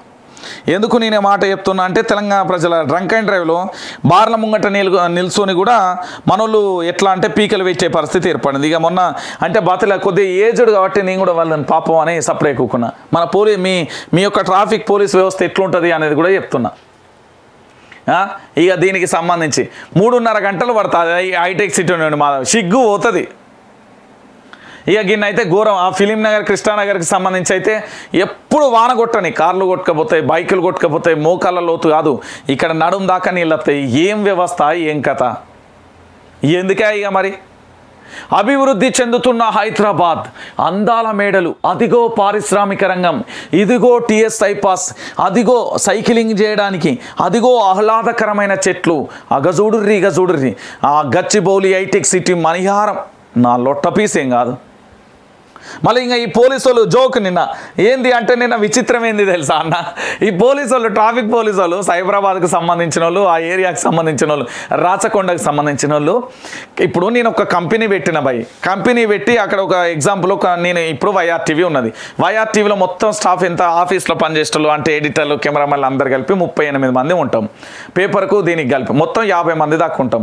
ఏమని చెప్తారు అంటే, తార్నాకలో భారీ వర్షాలు పడుతున్న కారణంగా కంపెనీలని ఈ టైం నుంచి ఈ టైం, ఇప్పుడు లక్షల కోట్లు కూడా పెట్టుబడి పెట్టినాం కదా, పెట్టినప్పుడు వాడు హైటెక్ సిటీ ప్రాంతాలలో 1000 కోట్లు 1,00,000 కోట్లు పెట్టి ఉంటాడు కంపెనీలకు సంబంధించి. మీరు 2 గంటలకే పంపించాలి ఉద్యోగులను, 4 గంటలకే పంపించాలి ఉద్యోగులను, 7 గంటలకే, మరి ఆ టైంలో వచ్చి వాళ్ళు పని చేస్తారా? జోక్ కాకపోతే వీళ్ళు వాళ్ళకి ఆదేశాలు జారీ చేస్తారు. హైలైట్ అంటే పోలీసుల యొక్క గొప్ప పనితీరు, మరి వాళ్ళ యొక్క మంచి హృదయం అనుకోవాలో తెలియదు, కానీ వీళ్ళకే వాళ్ళ ఆదేశాలు జారీ. ఒకటే టైంలో మీరు చేయొద్దు, లాగౌట్ చేయొద్దు, దానివల్ల చాలా ఇబ్బందులు ఏర్పడుతున్నాయి. ఎందుకు అంటే మొత్తం అందరూ ఒకటేసారి కూడా ఉద్యోగులందరూ రోడ్ల మీదకి రావడం ద్వారా జరిగింది. మరి ఏదైనా క్రికెట్ సంబంధించి ఆటలు పెట్టినప్పుడు ఎట్ ఏ టైం ఆట అయిపోయినాక ఒకేసారి వస్తారు కదా, మరి అప్పుడు ఎట్లా అవుతుంది నీకు? అప్పుడు ఎట్లా చేస్తున్నావు నువ్వు అంటున్నా నేను. అంటే నీకు డబ్బులు వచ్చే కాడ వేరే రకంగా ఉంటుంది. ఏదైనా సభ జరుగుతుంది, కేసీఆర్ ఉన్నాడు ఇప్పుడు గీనే పరేడ్ గ్రౌండ్లో సభ పెట్టిండు, సభ పెట్టినాక ఎట్టే టైం అయిపోయింది, మరి అప్పుడు నీకు అయ్యో మాట్లాడవు చెప్పరాదే పోలీస్ అన్న, అప్పుడు అంటున్నా బా ఏమి ఇది నిజం. తెలంగాణ ప్రజలారా ఇది అక్షరాల సత్యం. రంజిత్ చెప్పేది ఉన్నది ఉన్నట్టుగా నా తెలంగాణ భాష యాస కింద భాష చెప్తున్నా. ఏంది అంటే చెట్ల కింద కూకొని యాస మాట్లాడే ఏవో అక్క ఏం చేస్తున్నావు ఏం కూర వండుకుంటున్నావు అంట గదే భాషలు నేను చెప్తా. వాళ్ళకు అనుకూలంగా మార్చుకుంటారు కానీ ఇక్కడ వాళ్ళ యొక్క ఇప్పుడు ఇంత ఉన్నది రేపు భవిష్యత్తులో 2023 రేపు 2030 వస్తుంది. అప్పుడు పరిస్థితి ఏందని ఆలోచిస్తలేరు. ఇప్పుడు వీళ్ళందరూ ఒకటే టైం వెళ్ళి వీళ్ళ కంపెనీలకు సర్కిల్ నువ్వేంది సర్కిల్ జారీ చేసేది నువ్వు ఆడ పెట్టుబడి పెట్టింది తీసుకురా మరి అప్పులని కట్టు అంటాడు. రేపు పొద్దుగా నోటీస్ పంపిస్తాడు హైకోర్టు నుండి. ఏం చేస్తావు? ఇట్లా క్యాప్ పక్కన పెట్టి టీ తాగుతాడు గారం గారం గంతే. నువ్వు చేసేది ఏం లేదు. ఏందో చెప్తున్నారు వీళ్ళు జోకు. అసలు ఘోరమండి. ఎప్పుడైనా మీరు ఆలోచించాలి. ఇక్కడ 1972 నుండి మొదలు పెడితే 1989కి సంబంధించిన ప్లానింగే ఉన్నది పట్టణాలకు సంబంధించి. ఆ రోజు వరంగల్కి సంబంధించి 10 లక్షలు ఉంటే ఈ హైదరాబాద్కు సంబంధించి 1 కోటి జనాభా ప్రాతిపదికన చేసిన ప్లానింగ్ మాత్రమే ఉన్నది. కానీ దానిని పూర్తి స్థాయిలో ఒక 10 కోట్ల మందియో లేకపోతే 2 కోట్ల మందియో 3 కోట్ల మంది వస్తానో చేయలే. మళ్ళీ 1 కోటి మంది కూడా లేదు. సరిగ్గా కూడా 30 నుంచి 40 లక్షలు బహుశా అనుకుంటా. ఇప్పుడు 1 కోటి మంది అంటే ఇక్కడ బ్రతుకుతున్న వాళ్ళు ఎక్కువగా ఉన్నారు కాబట్టి అంతే ఇతర జిల్లాల నుంచి ఇతర రాష్ట్రాల నుంచి. కానీ నిజానికి కూడా ఒక భారతదేశానికి గమ్యం లేదు కాదయ్యా. కల్వకుంట్ల చంద్రశేఖరరావు వినబడుతుందా? వింటున్నావా? నీకు గమ్యం లేదు. ఈ రాష్ట్రం మీద నీకు ఒక గమ్యం లేదు. ఇగో రేపు మంచిగా దొరికింది. ఇగో ఉప్పల్లో ఆసీస్తో T20 ఇంగ్లాండ్తో తొలి టెస్టు రేపు ఎప్పుడు 8వ తారీఖు మ్యాచ్ జనవరి 25-29 మధ్య జరుగుతుంది అని చెప్పిళ్ళు కదా. ఇక్కడ జరగనున్నాయని. రేపు పొద్దుగాల అక్కడ మ్యాచ్ జరిగితే ఎట్ ఏ టైం క్రికెట్ అయిపోయినాక అందరైతే బయటకు వస్తారు కదా. మరి ఆ ట్రాఫిక్ను నువ్వు ఎట్లా మేనేజ్ చేస్తున్నావు బోలో?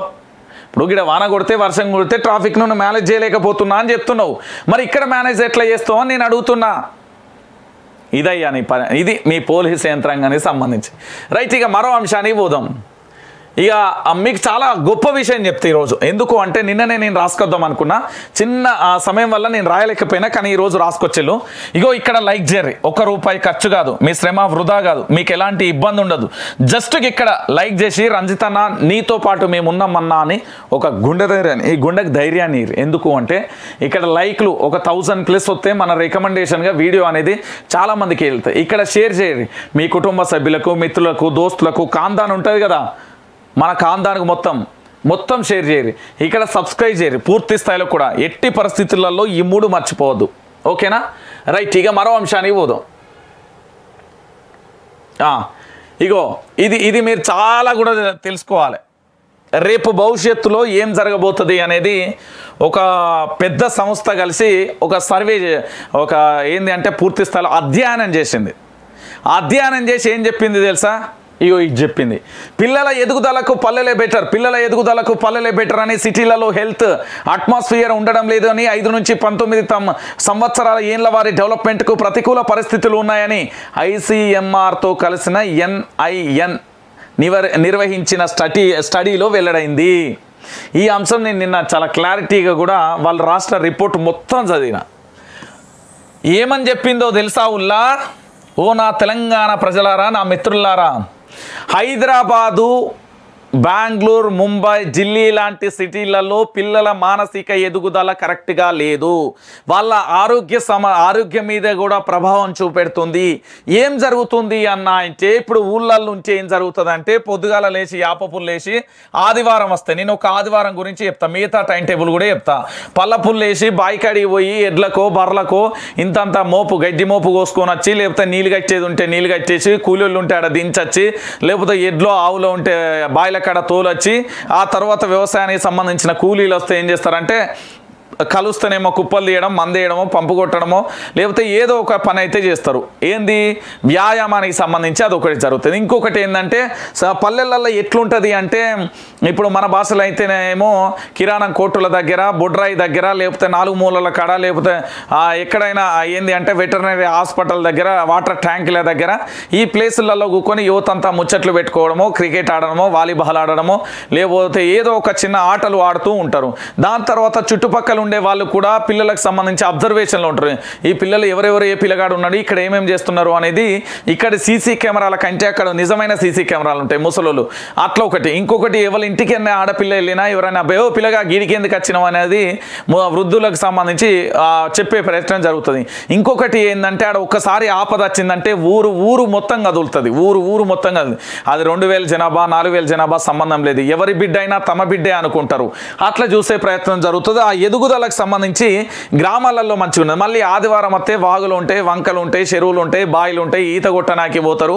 దాంతోపాటుగా ఊళ్ళల్లో ఇక్కడ ఏంటంటే కష్టం వచ్చినా అక్కడ ఏంటంటే మళ్ళీ కళ్ళు ఉంటుంది, అది ఆరోగ్యానికి మంచిది.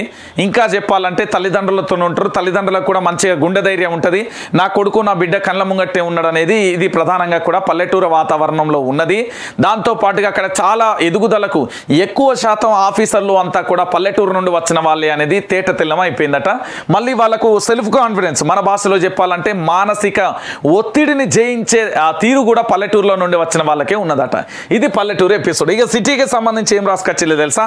సిటీకి సంబంధించి ఇక్కడ ఓన్లీ సెల్ ఫోన్లు పట్టడం, పబ్జీ గేమ్లు ఆడడం, మంచి ఏంది అంటే మొబైల్ ఫోన్లు, వాహనాలు కొనడం, లేకపోతే ఇట్లా పబ్బులకు వెళ్ళడం, రెస్టారెంట్ ఇట్లా దావత్లకు వెళ్ళడం, లేకపోతే ఎక్కడికి గోవా బ్యాంకాక్ లాంటి నగరాలకు వెళ్ళుడు తప్ప వీళ్ళకు మానసికంగా ఎదుగుదల లేదు. దాంతోపాటుగా ఏదైనా జరిగితే కూడా దాన్ని ఫేస్ చేసే సమస్య లేదు అనేది చాలా క్లియర్ కట్గా చెప్పింది.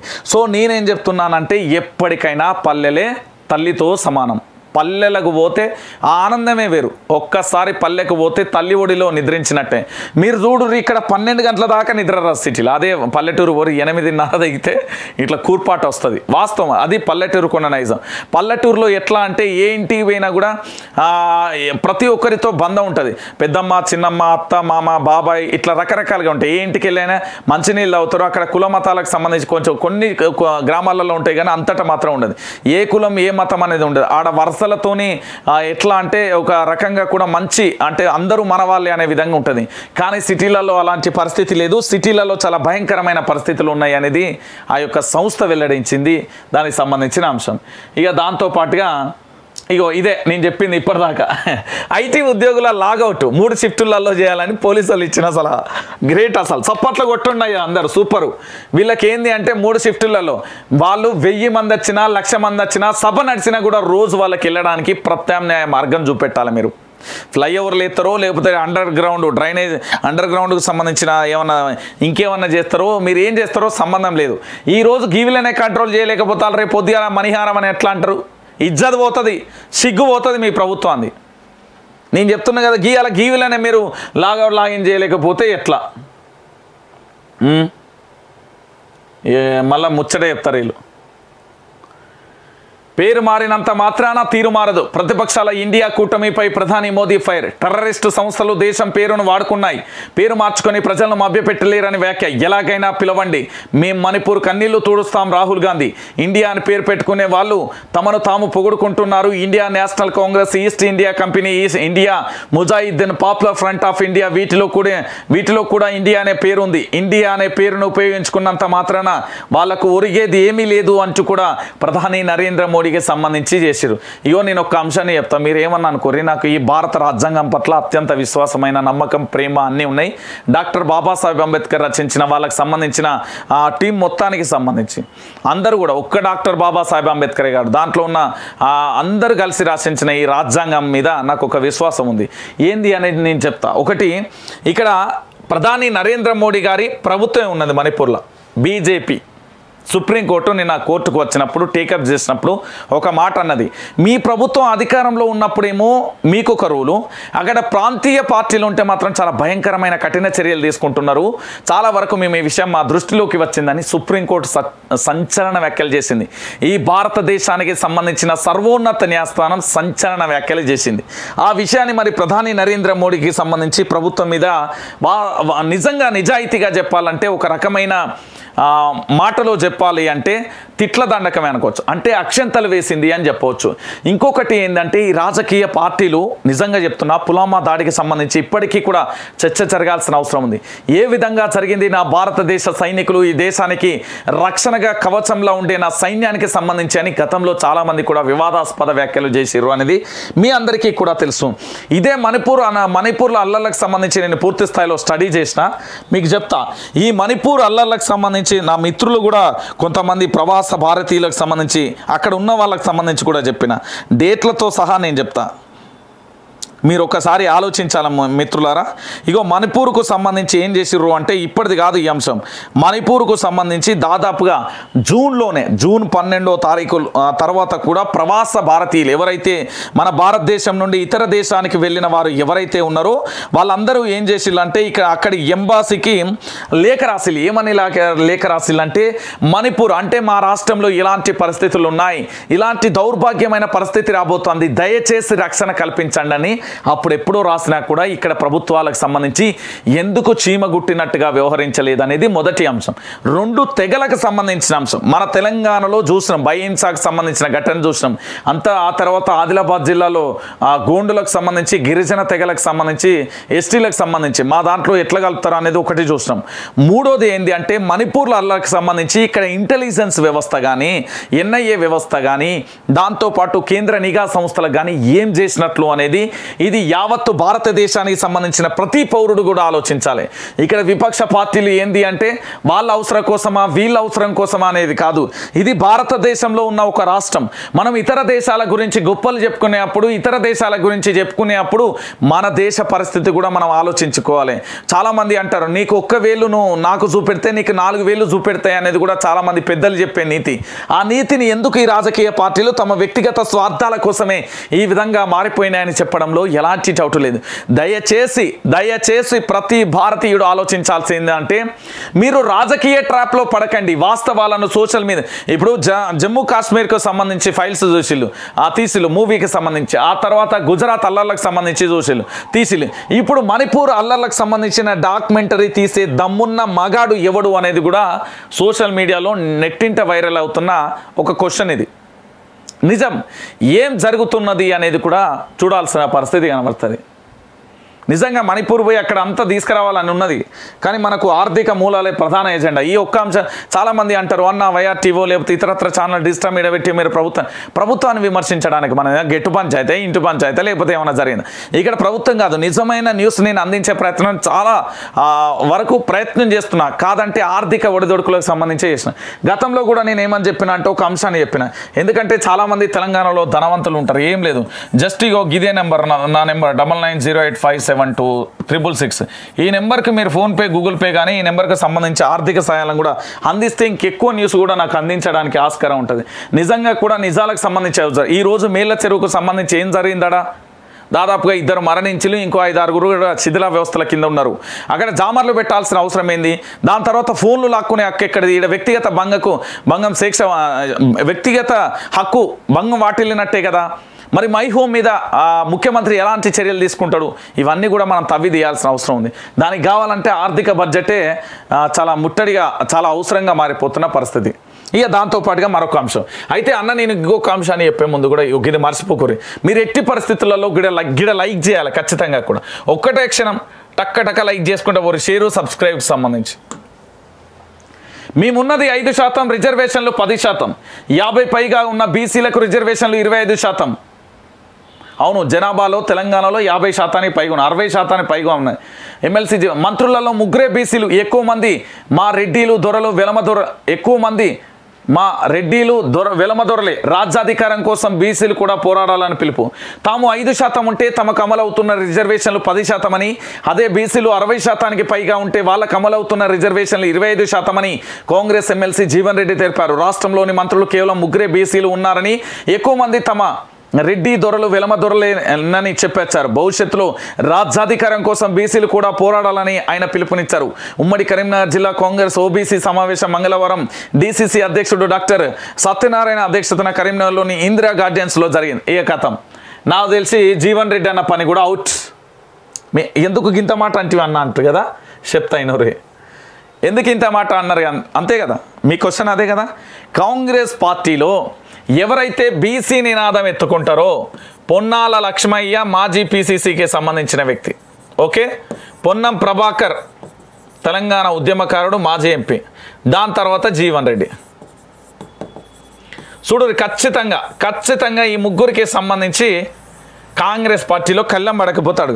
ఎవరైతే కాంగ్రెస్ పార్టీలో బీసీ నినాదం ఎత్తుతాలో వాళ్ళ భవిష్యత్తును ప్రశ్నార్థకంగా చేస్తున్నారు. వాస్తవమైన విషయం, నిజమిది. మీరు మాట్లాడపోయినా బీసీల గురించి కాంగ్రెస్లో గొంతెత్తితే వాళ్ళను రాజకీయంగా తొక్కే ప్రయత్నం చేస్తున్నారని ఆ పార్టీకి సంబంధించిన నేతలే చెప్తారు, నేను కాదు చెప్పేది.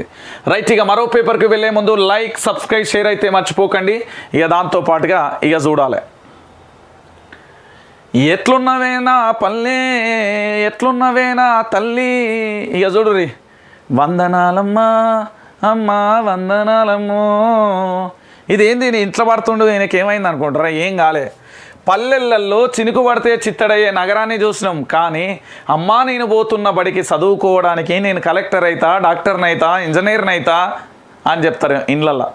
ఆ తల్లిదండ్రుల ఆనందం చాలా బ్రహ్మాండంగా ఉంటుంది. ఒకసారి ఈ అంశం చెప్పిన తర్వాత మీరు మీ ఆలోచన మార్చుకుంటారని నేను అనుకుంటున్నా.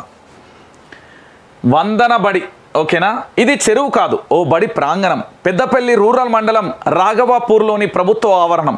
మంగళవారం వర్షానికి స్కూల్ చుట్టూ 3 అడుగుల మేర నీరు చేరింది. ఆ నీళ్ళలో నుంచి పిల్లలు ఇలా నడుచుకుంటూ తరగతి గదిలోకి వెళ్లారు. ఇది ఖమ్మం జిల్లా బిల్లపాడు రామచంద్రాపురం మధ్య వరదలు వెళ్తున్న విద్యార్థులు. రాష్ట్రంపై వరుణుడి ప్రతాపం. ఉత్తర తెలంగాణ అతలాకుతలం. నిజామాబాద్ జిల్లా వెల్పూర్లో 46.4 సెంటీమీటర్ల వర్షపాతం. అదే నిర్లక్ష్యం. మరో 3 రోజుల పాటు వర్షాలే. రెడ్ అలర్ట్ జారు అంటూ కూడా చూడొచ్చు. ఏంది రెడ్ అలర్ట్ జారీ అయినా కూడా మంగళవారం సెలవు ఇవ్వని సర్కారు. వానలో తడుస్తూ, వరదలో నడుస్తూ, చలికి వణుకుతూ బడులకు పిల్లలు. జాగ్రత్తలపై కనీస సూచనలు చేయని విద్యాశాఖ మంత్రి అధికారులు. భారీ వర్షం పడ్డా సెలవులు ఇవ్వరా? ప్రభుత్వం తీరుపై నెటిజన్ల విమర్శలు. రాత్రిపూట స్పందన. బుధవారం గురువారంలో విద్యా సంస్థలకు సెలవులు. సీఎం కేసీఆర్ ఆ తర్వాత మంత్రి సబితకు నుంచి ఆదేశాలు. ట్రోలింగ్ తేలికే ఇంకిత జ్ఞానం ప్రదర్శించండి. సబిత ఏంది ట్రోలింగ్ తేలికే ఇంకిత జ్ఞానం ప్రదర్శించండి. సబిత కుమారుడు కార్తిక్ ట్వీట్. నువ్వేమైనా మంత్రివా? స్పందించడానికి అర్హత ఏంటి? అది దెబ్బ.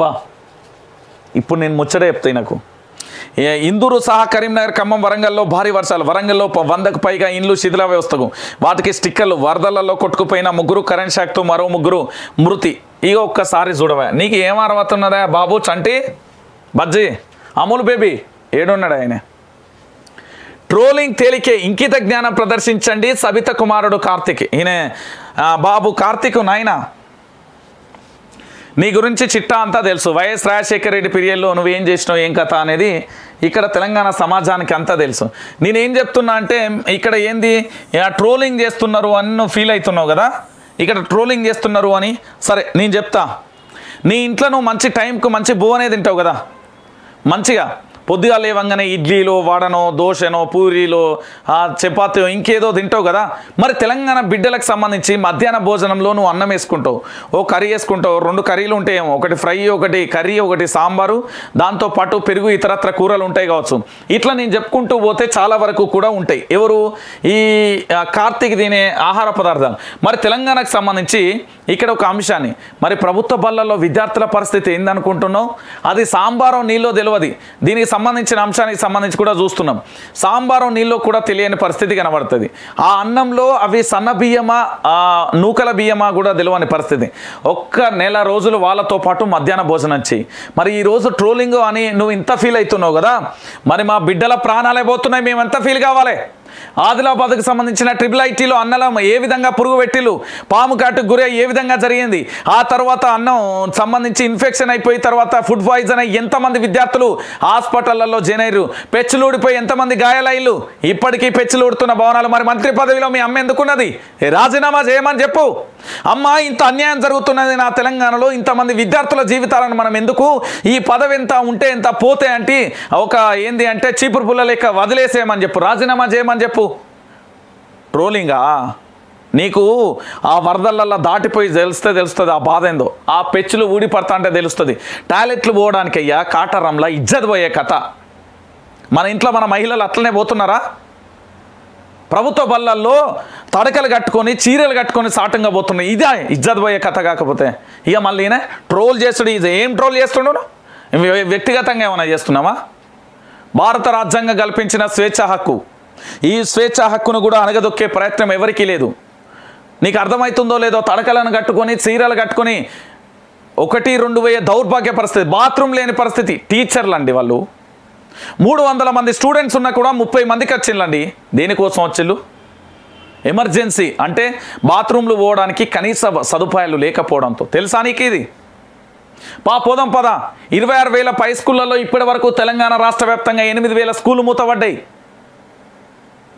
ఏం సమాధానం చెప్తావు? 60 లక్షల మంది జీవితాలు, నేటి బాలలే రేపటి భావి భారత పౌరులు అని ఉపన్యాసాలు ఇచ్చుడు కాదు. చెప్పు కార్తీక్, చెప్పమ్మా, చెప్పు. ట్రోలింగ్, ఈరోజు ట్రోలింగ్ తేలికే ఇంకిత జ్ఞానం ప్రదర్శించండి సబితా కుమారుడు. తెలంగాణ ప్రజలు నిజంగా మీరు దేవుళ్ళయ్యా, మీ పాదాలకి ఇట్లా మొక్కుతా నేను. మీ అంత మన తెలంగాణలో ఉన్నంత చైతన్యం నాకు తెలిసి బహుశా ఏ రాష్ట్రంలో ఉండదు. మనం తోపు అంతే, మనకెవడు ఎదురు లేడు, మనకెవడు సాటి లేడు. ఇక చూడుర్రి, ట్రోలింగ్ తేలికే ఇంకిత జ్ఞానం ప్రదర్శించండి సబితా కుమారుడు కార్తిక్ ట్వీట్. కింద ఏం చేసిన? నువ్వేమైనా మంత్రివా? స్పందించడానికి నీ ఏం అర్హత ఉన్నదా? నెటిజన్లు ఫైర్ పంచ్. మా వాళ్ళు 70mm సినిమా చూపెడతారు. తెలంగాణ యువత ఇప్పటికే బాధ, ఆక్రోశం కట్టలు తెంచుకొని ఉన్నది. ఉద్యోగాలు కల్పించలే, మా రైతులకు సంబంధించి రుణమాఫీ చేయలే, మాకు వర్షాలు వస్తే 10,000 రూపాయలు ఇయ్యలే. చెప్తాను విను. డబుల్ బెడ్రూమ్ ఇళ్ళలే, బీసీలని కొంతమందికి ఇస్తాలో అన్ని వర్గాలకి ఇయ్యలే, దళిత బంధువు అనేది అందరికీ ఇస్తలేరు, దాంతోపాటు మైనార్టీ క్రిస్టియన్లకు అందరికీ ఇస్తాండ్రు. మాకు కూడా కట్టలు తెంచుకునే ఉన్నది. ఆగ్రహ ఆవేశాలు లోపల దాచుకున్నాం. నువ్వు మంత్రి పదవులు ఉన్నావు, నువ్వు కావాల్సిన ఇల్లు ఉన్నది, లగ్జరీ లైఫ్ ఉన్నది, 100 కోట్ల రూపాయలు ఉండొచ్చు. అవి ఉన్నాయా లేవా సెకండరీ, కానీ మంచి లైఫ్ అయితే నీకున్నది కదా. ఇక్కడ మాకు కట్టుకోవడానికి బట్ట, ఉండడానికి ఇల్లు, తినడానికి తిండి, చేయడానికి ఉపాధి లేదు. మరి మా బతుకులేంది అని అడుగుతున్నా. అది మా తెలంగాణ. నువ్వేమన్నా మంత్రివా? స్పందించడానికి నీకున్న అర్హత ఏంది? గిట్లనే ఉంటుంది మాతో పెట్టుకుంటే. ఏదో ముచ్చట చెప్తాడా ఆయన? ముచ్చట సల్లగుండా. తెలంగాణలో 60 లక్షల మంది విద్యార్థుల భవిష్యత్తు, రోజు రోజుకు జరుగుతున్న పరిస్థితులన్నీ ఏడవైనాయి. దాని గురించి ఎందుకు మాట్లాడతారు? అరే తెలంగాణలో బడికి పోతే నువ్వు చదువుకున్నప్పుడు గట్లనే ఉన్నదా? కనీసం అంటే కనీసం టాయిలెట్ల సదుపాయాలు లేవా? ఇంత దౌర్భాగ్యం. మనకు బాధ అనిపిస్తలేదు, సిగ్గుచరం అనిపిస్తలేదు మనకు. మనం మనసులో పుడితే ఇంత మాట ఎందుకన్నా అంటే మన బిడ్డలు, మన చెల్లెళ్ళు, మన అక్కలు, మన అమ్మలు, గురువులను తల్లితో సమానంగా భావిస్తాం కదా. ఎంత బాధాకరమైన విషయం. వాళ్ళకి ఏదైనా ఎమర్జెన్సీ ఉంది, హెల్త్ బాగలేదు, స్టమక్ అప్సెట్ అయింది, ఏంది పరిస్థితి? మళ్ళనైతే ఈయన ట్రోల్ చేయడం ఈజీయే అని చెప్తాడు. మరి నువ్వేమైనా మంత్రివా? ఫస్ట్ నువ్వు మీ అమ్మని మాట్లాడమని చెప్పు. ఇక దాంతోపాటుగా ఇది అయిపోయింది కదా ఈ ఎపిసోడ్, మీ అందరికీ తెలుసు కదా. వనమాను పట్టించిన రైతు బంధు కొత్తగూడెం ఎమ్మెల్యేగా ఎన్నిక చెల్లదంటూ దొంగ అఫిడవిట్లు, దొంగ కథలంతా. నేర చరిత్రకు సంబంధించి పెట్టలే, స్థిర చిరాస్తుల గురించి రాయలే. ఈయననే కాదు, ఇటు మన ఇంకో వ్యక్తి కూడా ఉన్నాడు, మా మహబూబ్ నగర్కి సంబంధించిన శ్రీనివాస్ గౌడ్ పని అయిపోతుంది, బీబీ పాటిల్ పని అయిపోతుంది, ఆ తర్వాత ఈయన పని అయిపోయింది. ఇంకా కూడా వెళ్తారు. చూడుర్రి మీరు, చాలామంది ఉన్నారు. ఇక చూడుర్రి, ఓటర్లకు సర్వం చెప్పాల్సిందే.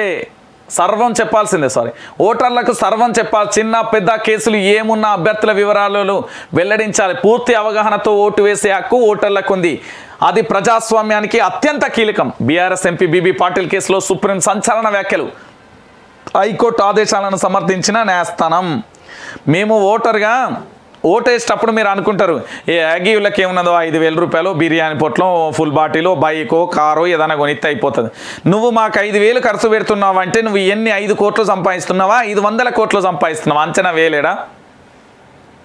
ఇప్పుడు నేను ఒకరికి సాయం చేస్తున్నా అంటే నాకు 1000 రూపాయలు వస్తే దాంట్లో 500, 800 సాయం చేస్తాను. అండ్ నాకంటే 100 రూపాయలు వచ్చినా 60-80% ఖర్చు చేసే రకం. నేను నా దగ్గర పైసా ఆగదని జాతకంలో చెప్పిండు ఆడు, ఉండదని. ఎందుకంటే నలుగురు సాయం చేయాల్సిందే. అప్పున్నా సరే మనది అంతే ఉంటుంది. నీకెంత మాకు 1 కోటి ఇస్తే మాత్రాన్ని మేము ఊరుకుంటావా? అమ్మా నువ్వు ఫారెన్ బ్రాండ్లు ఏదో అవుతున్నావు అంటే ఏదో మతలబు ఉన్నట్టే కదా. మేము ఏది అడిగినా రాజ్యాంగ పదవిలో ఉన్న ఎవడైనా సరే చెప్పాలి మాకు.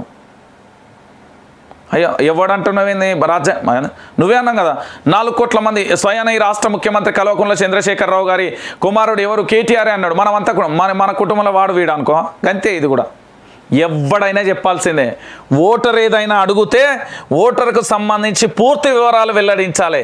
ఓటర్ ఏమని చెప్తాడు అంటే ఓటుకు సంబంధించి ఓటు వేసి భారత రాజ్యాంగం కల్పించిన ఓటు నా ఇష్టమైన వ్యక్తికి నా మీద ఎలాంటి ఒత్తిడి లేకుండా నా స్వేచ్ఛాపూరితంగా కూడా నేను ఓటు వేసే హక్కు ఉంది. కాబట్టి ఓటు వేసే ప్రతి ఒక్క ఓటరు అడుగుతాడు నీ అఫిడవిట్లో నీ కేసులేన్ని, నీ ఆస్తులేన్ని, నీ తెర ఆస్తులు, నీ నేర చరిత్ర ఏంది, ఇట్లా రకరకాలుగా కూడా అడుగుతాడు. మీరు అనుకుంటారేమో ఇది తెలంగాణ గడ్డ, చైతన్యవంతమైన గడ్డాన్ని ఒక్కొక్కరు ఎట్లా తెలుసా పాము పగబట్టి అయినా వదులుతుందేమో కానీ ఇప్పుడున్న యువత అంత సింపుల్గా వదిలే పరిస్థితి అయితే కనబడతలేదు. నేను చెప్తున్నా తెలంగాణలోని 119 అసెంబ్లీ సెగ్మెంట్లలో నా ఎన్ని 43 పూర్తయినాయి. 43 అసెంబ్లీ సెగ్మెంట్లలో నేను వెళ్ళి అంటే మరి వార్తలకు సంబంధించేయడానికి కాదు, నేను కొన్ని పూర్తి స్థాయిలో కొన్ని అంశాలను తెర మీదకి తీసుకురాబోతున్నా. అయితే అక్కడ ఏంది అంటే చాలామంది చెప్తున్నారు అన్న మాకు ఉద్యోగం రాలే, నిరుద్యోగ భృతి రాలే, ఎస్సీ ఎస్టీ బీసీ కార్పొరేషన్ సంబంధించిన పూర్తిగా కూడా ఎక్కడ మాకు ఇవ్వని పరిస్థితి కనబడ్డది అంటూ కూడా చెప్పిన పరిస్థితి కనబడ్డది.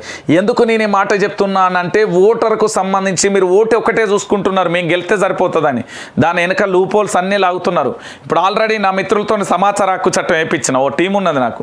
అది ఏంది అంటే కేవలం ఈ ప్రజాస్వామ్యాన్ని రక్షించడానికి ఇక్కడ ఏదైనా జరిగితే ఎట్లుంటుంది అనేది చెప్పడానికి సంబంధించి ప్రతి అంశాన్ని పోయి అడిగితే ఏమన్నారంటే లేదు ఇక్కడ ఎలాంటి ఇన్ఫర్మేషన్ లేదనేది కూడా చెప్తాడు. ఎందుకంటే సమాచార హక్కు చట్టానికి కమిషనే లేడు కదా, అది పతా అన్న మంచిగా ఉన్నది ఓటర్లకు సంబంధించి. ఓటర్ అన్నా నువ్వేం భయపడకు, ఇవాళ గెలిచినా రేపు ఓడకూడదాం. ఓటర్ను మళ్ళీ ఓటు రీకాల్ చేసుకునే అవకాశం కూడా రాబోతుంది భవిష్యత్తులో, ఏం టెన్షన్ పడకు. ఇక ప్రధాని నరేంద్ర మోడీ గారు అదేవిధంగా మన ఎవరు రాహుల్ గాంధీ గారికి సంబంధించి దేశ రాజకీయాలకు సంబంధించి ఎవరెవరు ఏంటి అనే అంశానికి సంబంధించి మనం చూసాం కదా. మరి దీన్ని చూసినాక ఏం చెప్తారు. ఆకృత్యం నిత్యకృత్యం. ఆమె సాధారణ మహిళ. మణిపూర్లో రాజధాని ఇంపాల్ పశ్చిమ జిల్లాలోని సూపర్ మార్కెట్కు షాపింగ్కు వెళ్ళింది. అక్కడే ఉన్న బీఎస్ఎఫ్ జవాన్ ఆమెను అసభ్యంగా ప్రవర్తించాడు. మహిళ భుజం మీద చేయి వేసి దుష్ప్రజలాడ అంటే ఇష్టానుసారంగా బూతులు మాట్లాడు. మణిపూర్లో 3 మహిళలను నగ్నంగా ఊరేగించిన ఘటన ఈ నెల 19లో వెలుగులోకి రాగా మరుసటి రోజే ఈ ఉదంతం జరగన గమనార్. సైనిక దుస్తులలో ఇన్సాల్ రైఫిల్తో ఉన్నది బీఎస్ఎఫ్ హెడ్ కానిస్టేబుల్ సతీష్ ప్రసాద్గా తేలింది. అతన్ని సస్పెండ్ చేయడమే కాక కేసు నమోదు చేసి కదలికలపై బీఎస్ఎఫ్ ఆంక్షలు విధించింది. మణిపూర్ ఘటనలో సమాజం తలదించుకుంటుంది. విజయశాంతి సంచలన ట్వీట్. తెలంగాణ బీజేపీలో కలక ఇది వేరు మళ్ళీ ఇది ఓకే ఆకృత్యం నిత్యకృత్యం. ఈ అంశానికి సంబంధించి నేను చెప్పిన కదా మణిపూర్లో చాలా క్లారిటీగా క్లియర్ కట్గా చెప్తున్నా. ఈ దేశానికి సంబంధించిన నిఘా వ్యవస్థ ఈ మణిపూర్ని మనం కట్టడి చేయకపోతే ఆ పక్కన పాకిస్తాన్, ఈ పక్కన చైనా, ఈ పక్కన ఇంకో రాష్ట్రం, ఇంకో దేశం ఉన్నది. మనం ప్రపంచ దేశాలను తట్టుకోగలగాలంటే మన దేశం ఎంత సమర్థవంతంగా, ఎంత నాణ్యతంగా, ఎంత ఒకే మాట మీద కట్టుబడి ఉండాలో ఒక్కసారి ఆలోచించండి. మీరు ఇక్కడ ఏమనుకుంటున్నారు అంటే ఒక మహిళ మీద అత్యాచారం జరుగుతుంది అనుకుంటున్నారు. భారత మాత కన్నీళ్లు కాదు రక్తపు చుక్కలతో ఏడుస్తుందన్న విషయాన్ని మీరు మర్చిపోకండి. ఈరోజు ఆ తల్లి జరిగిందంటే రేపు మన గడప మీద దగ్గరికి కూడా వచ్చే అవకాశాలు ఉంటాయి. ఆదిలోనే కుక్కటి వేలతోని కూడా పెకిలించి వేయాల్సిన పరిస్థితి మనందరి మీద ఉంది, ప్రతి భారతీయుడి మీద ఉంది. మన రాష్ట్రం, మన గ్రామం, మన జిల్లా అని కాదు, మన దేశం. ఆలోచించండి. ఇది భారతీయ జనతా పార్టీ వైఫల్యం అని చెప్పొచ్చు. రైట్, ఈ దేశంలో ఉన్న ప్రధాని నరేంద్ర మోడీ గారి తప్పే. ఎందుకంటే ఆ రాష్ట్రంలో కూడా వాళ్ళదే ఉన్నది, అంతే వాస్తవం అది. రైట్, బీజేపీలో మణిపూర్ ఘటనతో సమాజంతో విజయశాంతికి సంబంధించి సంచలనమైన ట్వీట్ చేసిందట. ట్వీట్కు సంబంధించి ఏందో కూడా చూసే ప్రయత్నం అయితే చేద్దాం. ఎందుకంటే సంచలనంగా అంతగానం ఏమున్నది అనేది కూడా చూడాలి. ఏంది అంటే పూర్తి స్థాయిలో ఇక్కడ ఒక అంశం కూడా ఉన్నది. ఎందుకు ఈ మాట చెప్తున్నా అంటే దేశ రాజకీయాలకు సంబంధించి కూడా మనం చూస్తున్నాం కదా. అదేవిధంగా భారతదేశంలో ఇంకొక అంశం ఏంటంటే ఇది విచిత్రం అండి. మహిళల పట్ల జరుగుతున్న అంశాలలో చాలా విచిత్రాలను కూడా చోటు చేసుకున్న అంశాలు కూడా మనకు కనబడతాయి. ఇక్కడ ఏంది అనేది కూడా చెప్తాను నేను. ఎందుకు అంటే ఇక్కడ కొన్ని అంశాలు మాత్రమే మనం చూస్తున్నాం కావచ్చు. నిజంగా మనం కొన్ని అంశాలను కనుక పక్కన పెడితే ఈ దేశానికి సంబంధించి మీరు ఒక్కసారి ఆలోచించండి. మణిపూర్ కాదు, ఈ తెలంగాణలో మళ్ళీ ఇనుర్రి మరి మణిపూర్ దాకా పోకుర్రి. ఈ నల్గొండ జిల్లాలో దళిత మహిళ మీద అక్కడ సర్పంచి కొడతా ఉంటే నోట్ల నుండి రక్తం వచ్చిందండి. ఎవరు మాట్లాడిలు? ఎవరు మాట్లాడుతున్నారు అంటున్నా? నేను చెప్తున్నా కదా. దాంతోపాటుగా ఈ మన సెక్రటరియట్లో ఉండే స్మితా సబర్వాల్ అనుకుంటా ఆ మేడం, పాపం ఆ మేడానికి నల్గొండ దగ్గర కనవల్లి, దాని తర్వాత కామారెడ్డిలో ఏంది లాకప్ డెత్ గురించి కనవల్లే, నిరుద్యోగుల ఆత్మహత్యలు కనవల్లే, రైతుల ఆత్మహత్యలు కనలే, బల్లల్లా ఇప్పటివరకు జరుగుతున్న అంశాలు కనవల్లే. కానీ ఇక్కడ మణిపూర్ గురించి మాత్రం అలా చాలా ట్వీట్ చేసింది. ఓకే, ఒప్పుకుంటాం మేడం. కానీ మరి ఇవన్నీ కూడా చెప్పాలి కదా, వీటన్నిటికి కూడా బాధ్యత ఉండాలి కదా. వాటన్నిటి గురించి కూడా మరి జర చెప్పుర్రి అంటున్నారు తెలంగాణ సమాజానికి సంబంధించి. అరే ఎక్కడో చెప్తారు, ఈ హైదరాబాద్ నడిబొడ్లో కూడా ఇప్పటికీ జరుగుతున్న సంఘటనల గురించి. గంజాయి స్మోకింగ్ చేస్తూ ఉన్నారని వాళ్ళకి సంబంధించి మరి మాట్లాడరే?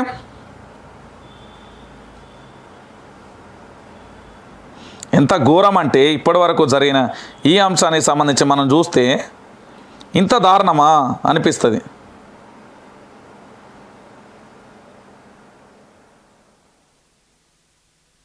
తెలంగాణ రాష్ట్ర రాజకీయాలకు సంబంధించి చూస్తే అరే ఇంత ఘోరంగా ఉన్నదా అనే కాడికి వస్తుంది.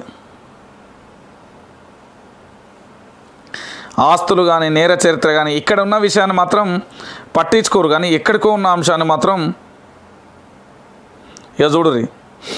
మణిపూర్ ఘటనలో సభ్య సమాజం తలదించుకుంటుంది. విజయశాంతి ట్వీట్. తెలంగాణలో బీజేపీలో కలకలం. ఏంది మణిపూర్లో జరుగుతున్న సంఘటనలతో సభ్య సమాజం సిగ్గుతో తలదించుకుంటుందని బీజేపీ జాతీయ కార్యవర్గ సభ్యురాలు విజయశాంతి సంచలన ట్వీట్ చేశారు. ఈ ఘటనలు యావత్తు దేశాన్ని తీవ్ర వేదనకు గురి చేస్తున్నదని అన్నారు. నిందితులను వెంటనే ఉరి తీయాలని ఆమె డిమాండ్ చేశారు. విజయశాంతి ట్వీట్. తెలంగాణ బీజేపీలో కలకలం రేపుతుంది. ఇటీవలి పరిణామాలతో పార్టీలో తీవ్ర అసంతృప్తితో ఉన్న ఆమె కిషన్ రెడ్డి ప్రమాణ స్వీకారోత్సవంలో సైతం కిరణ్ కుమార్ రెడ్డి ఉన్నారనే కారణంతో స్టేజ్ ఎక్కేందుకు విముఖత చూపారు. అలాగే కార్యక్రమం మధ్యలో నుంచి వెళ్ళిపోయారు. ఇప్పుడు బీజేపీ పాలిత రాష్ట్రంపై ఆమె చేసిన తాజా ట్వీట్లో ఆమె పార్టీ వీడియో యోచనలో ఉన్నారా ఆమె అని పలువురు నాయకులు సిగ్గుండాలి. కొంచెం పార్టీల గురించి కాదట విజయశాంతి చేసింది. ఒక మహిళలకు సంబంధించి జరుగుతున్న అంశానికి సంబంధించి విజయశాంతి ట్వీట్ చేసింది. విజయశాంతి ఎందుకు ట్వీట్ చేసింది అంటే ఒక మానవతా హృదయంతో ట్వీట్ చేసింది. కనీసం దాన్ని కూడా మాట్లాడపోతే ఎట్లా? ఇక సిపిఎస్ రద్దు చేయాల్సిందే. ఎన్నికల ముందు ఉద్యోగుల ఆందోళన. ఓపీఎస్ను పునరుద్ధరించాలని డిమాండ్. సిపిఎస్ రద్దు కోసం కూడా పూర్తి స్థాయిలో ఆందోళన చేస్తున్న అంశానికి సంబంధించి కూడా చూస్తున్నాం. రథయాత్రతో సిపిఎస్ యు ఉద్యమం. ఇప్పటికే 6 రాష్ట్రాలలో సిపిఎస్ రద్దు, ఇంకా ఇక్కడ కూడా రద్దు చేయాలంటూ కూడా చూడొచ్చు. పరిశీలిస్తామంటూ కూడా హరీష్ రావు చెప్పిన పరిస్థితి చూస్తున్నాం. ఆ ధాన్యం సంగతి ఏంటి? మిల్లులలో మూలుగుతున్న 67 లక్షల టన్నుల యాసంగి ధాన్యం. వర్షాలకు తడుస్తున్న వైనం. కేంద్రం నుంచి బాయిల్డ్ కోట అనుమతి తెస్తారా లేక రా రైస్ మిల్లింగ్ చేసి పరిహారం అందిస్తారా? తేల్చని రాష్ట్ర ప్రభుత్వం ఎదురు చూస్తున్న మిల్లర్లు అంటూ కూడా ప్రధాన అంశానికి సంబంధించి కూడా హైలైట్ చేసిన పరిస్థితి. ఇక ఇదొక అంశం. ప్రతి రాజకీయ నాయకుడికి ఇది ఒక సోక్ అయిపోతుంది. ఇది సోకాల్డ్ నేతలు అంటారు వీళ్ళని. ఒకసారి చూపెట్టు. Happy birthday KTR. చొప్పదండి ప్రభుత్వ పాఠశాల విద్యార్థులతో కేటీఆర్కు శుభాకాంక్షలు తెలిపిన దృశ్యం. పుట్టినరోజు కేటీఆర్ది శిక్ష బడి పిల్లలక. మంత్రి మెప్పు కోసం ప్రభుత్వ పాఠశాల విద్యార్థులను ఇబ్బంది పెట్టిన నేతలు.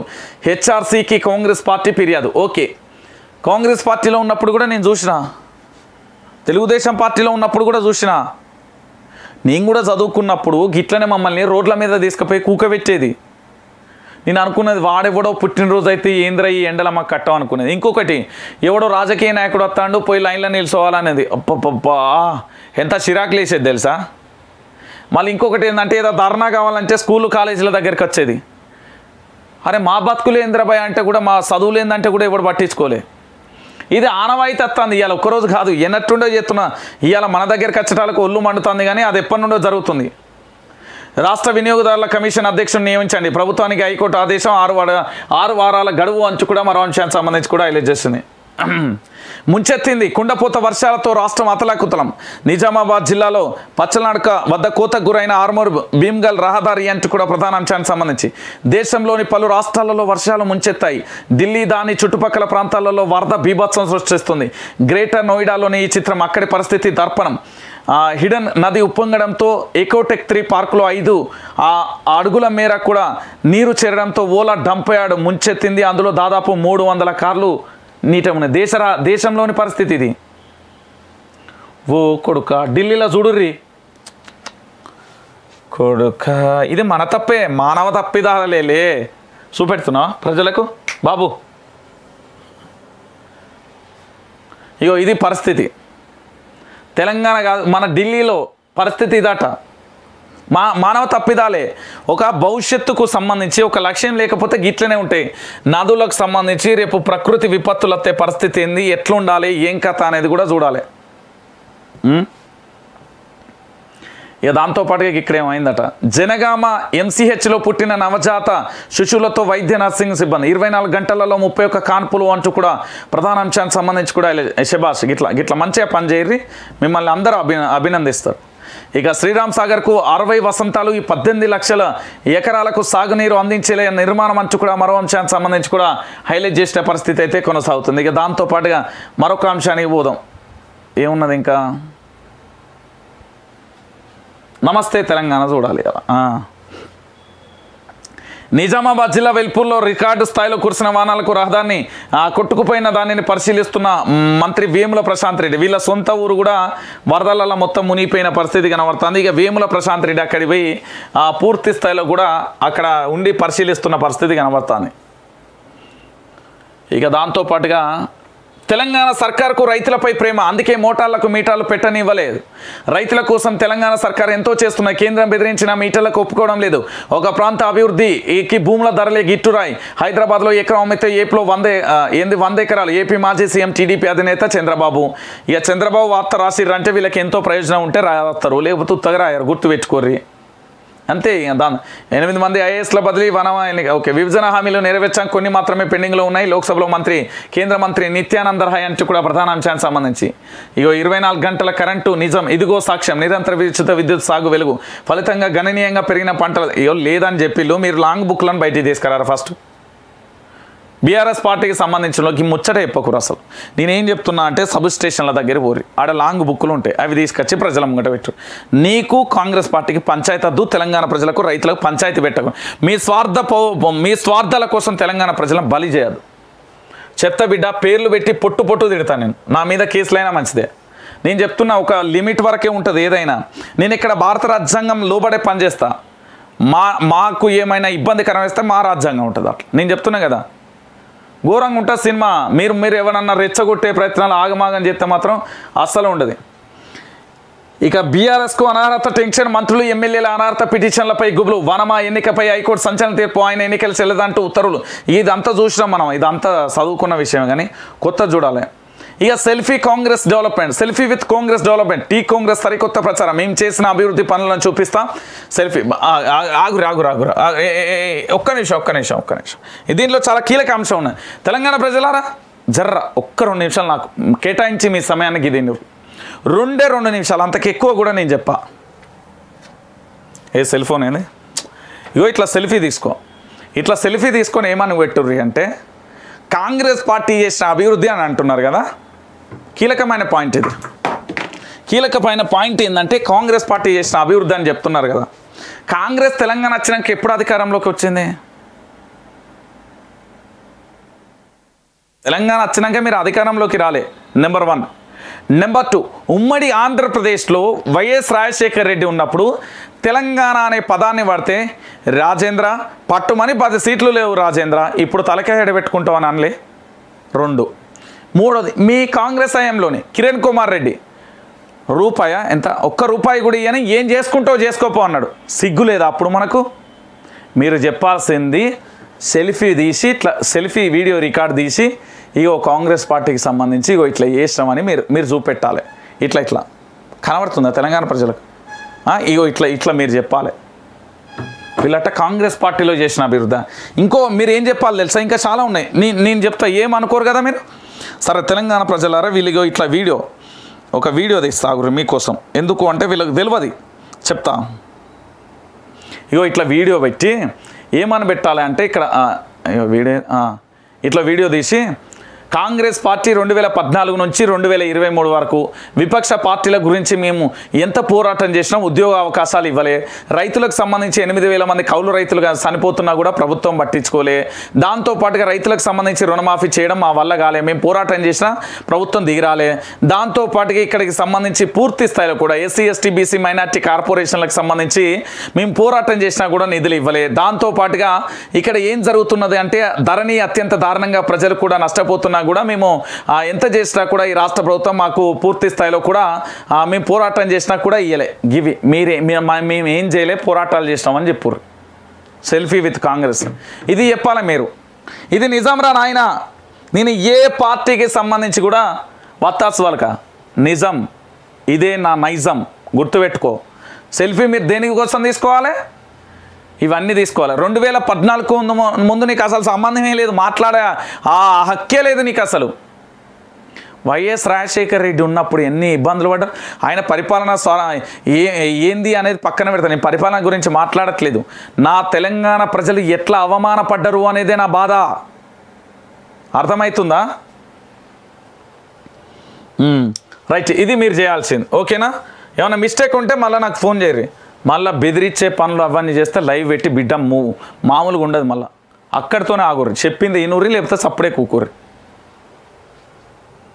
మనం ఎప్పుడో చెప్పినాం, ఏది ఉత్తమ్ కుమార్ రెడ్డికి సంబంధించి బీఆర్ఎస్ పార్టీ దంపతులు పోతారో అది ఆగస్టు తర్వాత జరుగు. ఇప్పుడు రాసుకొస్తాను డిజిటల్ మీడియాలో నిద్రలేసినాయి. చెప్పినా కదా నేను చెప్పినా కదా ఒక్కటే అంశానికి సంబంధించి. కేసీఆర్ అన్ని అబద్ధాలే. కేసీఆర్ ఒక్క నిజం మాట్లాడలేదు. హైకోర్టు తీర్పును సీఎం లెక్క చేయడం లేదు. ఉద్యోగుల పగ తీర్చుకుంటున్నారు ఈటల రాజేందర్ అన్నకి సంబంధించి ఏం చెప్తాడంటే, మరి ఇక ఒక చిన్న లాజిక్ మీరు ఎప్పుడు మర్చిపోవద్దు. వ్యక్తులు తమ స్వార్థాల కోసం ఎట్లా మారుతారు అనేది చాలా రకాలుగా చూసినాం కదా. ఇక్కడ కూడా మీకు ఎగ్జాంపుల్ చెప్తున్నా. ఈటల రాజేందర్ అనే వ్యక్తి బీఆర్ఎస్ పార్టీలో ఉన్నప్పుడు ఎట్లుండే, బీజేపీ పార్టీలో ఉన్నప్పుడు ఎట్లుండే, అప్పుడు ఎట్లా పోరాటం చేస్తాను, ఇప్పుడు ఎట్లా పోరాటం, తెలంగాణ ఉద్యమంలో అప్పుడు ఎట్లా, అంతే. ఇక నేనేం చెప్ప దాని గురించే మాట్లాడాను. మైహోమ్కు సంబంధించి ఇక ఘోర ప్రమాదం జరిగింది. ఇదంతా మైహోమ్కు సంబంధించి భద్రతా ప్రమాణాలు పాటించకపోవడం వల్లే జరిగింది. మైహోమ్ అక్రమ వలస కథనాలతో అన్ని పేపర్లు కూడా రాసుకొస్తాయి. వలస కార్మికుల మృతి దురదృష్టం అంటూ జనసేన అధినేత పవన్ కళ్యాణ్ కూడా సంతాపం కూడా చెప్పిన పరిస్థితి కనబడ్డది. మరి మైహోమ్ రామేశ్వరరావుకు సంబంధించి క్రిమినల్ కేసులు పెడతారా, ఎట్లుంటుంది అనేది కూడా చూడాల్సిన పరిస్థితి అయితే కనబడ్డది. ఇక దానితో పాటుగా ఆజ్కి బాత్ చదువుతాం. ఇలా ఆజ్కి బాత్ ఏం రాసుకొచ్చిలో, ఒకప్పుడు జనంలో పుట్టినవాడు జనం మెచ్చిన నాయకుడు, ఇప్పుడు డబ్బులో నుంచి వచ్చినవాడు జనాన్ని హింసించే వాడే నాయకుడు, బడుగులకు అండగా ఉండేవాడు కాదు, వాళ్ళని అణగదొక్కుతున్న వాడే నాయకుడు, ప్రశ్నించలేక జనజీవన పోరాటంలో బందీ అవుతున్నారు. బందీ నా బ్రతుకు పోరాటమా, ఓ వైపు నీ దారి ఆలోచించు సమాజమా, ఆయుధం నీది ఆలోచనతో అడుగువేయి. అక్షిత్ రెడ్డి శబాష్ బిడ్డ, మంచి రాసినావు. నిజంగా కూడా ఇవాళ డబ్బే కావాలి, డబ్బే పరమావధి, అంతే. డబ్బులో నుంచి పుట్టినవాడే హింసించే నాయకుడు, డబ్బులో నుంచి వచ్చిన వాడే గొప్ప నాయకుడు. నేను ఒక చిన్న ఎగ్జాంపుల్, అసలు నా జీవితంలో అలాంటి సంఘటన చూసొస్తుందా రాదు, నా పర్సనల్ ఒపీనియన్ ఒకటి షేర్ చేసుకుంటున్నా. ఒక రాజకీయ నాయకుడు అండి, అతను హత్యలో ఉన్నాడు, మహిళలను లైంగికంగా వేధించిన విషయంలో ఉన్నాడు. అలాంటి వారిని ఒక సామాన్య పేద కుటుంబం అయితే అత్యంత దారుణంగా చూస్తాం. ఆయనకి డబ్బు ఉన్నది, ఆ డబ్బున్న కాడ వీళ్ళు పోయి మా సార్ మంచోర్రా భయ అని చెప్తున్నారు వీళ్ళు. ఆయన గురించి, ఆయన ఒక హత్య కేసులో కీలక నిందితుడు, ఆ అత్యాచారం అంటే ఒక మహిళను లైంగికంగా వేధింపుల దాంట్లో ఉన్నాడు, అధికారులను తిట్టిన దాంట్లో ఉన్నాడు. ఆ నేత గురించి చెప్తారు బయటకు వచ్చి, అబ్బా డబ్బు ఉంటే ఏమైనా చేస్తారా భయ్ మీరు అనుకునే కాడికి వచ్చింది. ఈరోజు ఇది అదే సాక్ష్యం, దర్పణం అన్నట్టు ఇది నేను చెప్తున్నా కదా. తెలంగాణ రాష్ట్ర వ్యాప్తంగా అదే. ఇక సూపర్ సక్సెస్ అయిన గగన్యాన్ ట్రయల్స్, ఇస్రో భారత నౌకాదళం 2వ దశ రికవరీ ట్రయల్స్. జూన్ 20 నుంచి వైజాగ్లో జరుగుతున్న ట్రయల్స్ భారత మానవ అంతరిక్ష ప్రయాణ సామర్థ్యం చాటడమే లక్ష్యం. చరిత్రలో నిలిచిపోయే గగన్యాన్ ప్రయోగాలు అంచు కూడా మరో అంశానికి సంబంధించి కూడా హైలైట్ చేసిన పరిస్థితి కొనసాగుతుంది. ఇక టీటీడీపీలో బీసీలకు పెద్దపీట, జనాభా తమాషా పద్ధతినే ప్రామాణిక, తొలి టికెట్ నాయి బ్రాహ్మణులకు ఇదంతా కానీ ముచ్చట. ఇప్పుడు తెలుగుదేశాన్ని నమ్మేటోళ్ళు ఎవరు లేరన్న ఓపెన్గా మాట్లాడతాను నేను. నువ్వేమన్నా అనుకో, ఇది నిజం, ఓపెన్గా మాట్లాడుకుందాం. కాసేపు ఇవన్నీ పక్కన పెడదాం. ఇక కొత్త సేవలతో ఫోన్పే, పన్నుల చెల్లింపుదారులకు ఊరట. ఫోన్పే ద్వారా నేరుగా ట్యాక్సీలు చెల్లించే అవకాశం. ఫోన్పే టు పేమెంట్ అనే సంస్థలతో ఫోన్పే భాగస్వామ్యం అంచు కూడా మరో అంశానికి సంబంధించి కూడా హైలైట్ చేసే పరిస్థితి చూస్తున్నాం. ఇక దాంతోపాటుగా ఏంది రాష్ట్రానికి సంబంధించి అయ్యాలట్టు కూడా చూస్తాం. దాంతోపాటుగా ఏంది ఇక ఇది ఆంధ్రప్రదేశ్ మనకు సంబంధం లేని విషయం. ఇక మిత్రులారా మళ్ళీ ఏంది అంటే వైఆర్టీవీ న్యూస్ ఛానల్ అన్న మీరు ఎట్టి పరిస్థితులలో మర్చిపోవద్దు. తెలంగాణ బిడ్డలందరికీ సంబంధించి జరుగుతున్న ప్రతి అంశాన్ని కూడా నేను చెప్తున్నా. ఇది తెలంగాణలో ప్రొఫెసర్ జయశంకర్ సార్ యొక్క ఆశయ సాధన కోసం తెలంగాణలో 1200 మంది విద్యార్థుల అమరవీరుల బలిదానం తర్వాత కేవలం తెలంగాణకు సంబంధించి పూర్తి స్థాయిలో కూడా జరుగుతున్న అంశాలను వాస్తవాలను మేము ముందుంచే ప్రయత్నం అయితే చేస్తున్నా. ప్రతి ఒక్కరు కూడా ఇగో ఇక్కడ షేర్ చేయండి, దాంతోపాటు ఇక్కడ లైక్ చేయండి, దాంతోపాటు ఇక్కడ సబ్స్క్రైబ్ చేయండి. దాంతోపాటుగా మీకు వర్షాల కారణంగా పూర్తి స్థాయిలో ఇబ్బందికర పరిస్థితుల్లో మీ గల్లీలలో ఎలాంటి పరిస్థితులు ఉన్నాయి, సెల్ఫీ వీడియో తీసి తెలంగాణ ప్రభుత్వానికి సంబంధించి ప్రభుత్వాల నిర్లక్ష్యానికి సంబంధించి జరిగిన ఆ నష్టాన్ని ఎట్లా ఎదుర్కొంటున్నారో అనేది 9908572666 నెంబర్కి ఒక వీడియో తీసి పంపించండి. మళ్ళీ అదే నెంబర్కి నేను లింక్ కూడా పంపిస్తా. ఇక్కడ సబ్స్క్రైబ్ కూడా చేయడం మర్చిపోవద్దు, దానితో పాటుగా లైక్ చేయడం మర్చిపోవద్దు. మిత్రులకు ఏంది అంటే మనం ఏంది అంటే సినిమా చూస్తాం కదా, ఒక్కరికి సాయం చేస్తే ఆ ఒక్కరు మరో ముగ్గురికి సాయం చేయాలి, ఆ ముగ్గురు మళ్ళీ ఒక్కొక్కరు మరో ముగ్గురికి సాయం చేయాలి అనే విధంగా కూడా ఇక్కడ ప్రతి ఒక్కరికి కూడా షేర్ చేయండి, లైక్ చేపియండి, సబ్స్క్రైబ్ చేపియండి. తెలంగాణ రాష్ట్ర రాజకీయాల్లో కూడా పూర్తి స్థాయిలో కూడా నిజమైన నికార్సైన జల నిజాన్ని అందిస్తూ మీ ముందు ఉంటున్నా. ఎల్లవేళ ఎలాంటి కష్టాలు వచ్చిన కుట్రలు కుతంత్రాలు ఏది జరిగినా భయపడబోము, భయపడితే భయపెట్టేవాడు ఉంటాడు, భయపడితే తరిమేవాడు ఉంటాడు, ఎదురు తిరిగి ఏందిరా అరే అంటే ఉరికెటోడే ఉంటాడు. కాబట్టి ఆ నైజాన్ని గుర్తు చేస్తూ తెలంగాణ రాష్ట్ర వ్యాప్తంగా పూర్తి స్థాయిలో వైఆర్టీవీ న్యూస్ ఛానల్కి సంబంధించి పూర్తిగా మద్దతు ఇవ్వండి. మీ యొక్క ఏంది అంటే మద్దతును కూడా ఎప్పటికప్పుడు కూడా తెలియజేయండి. ఏంటి అంటే లైక్ల విషయంలో, షేర్ల విషయంలో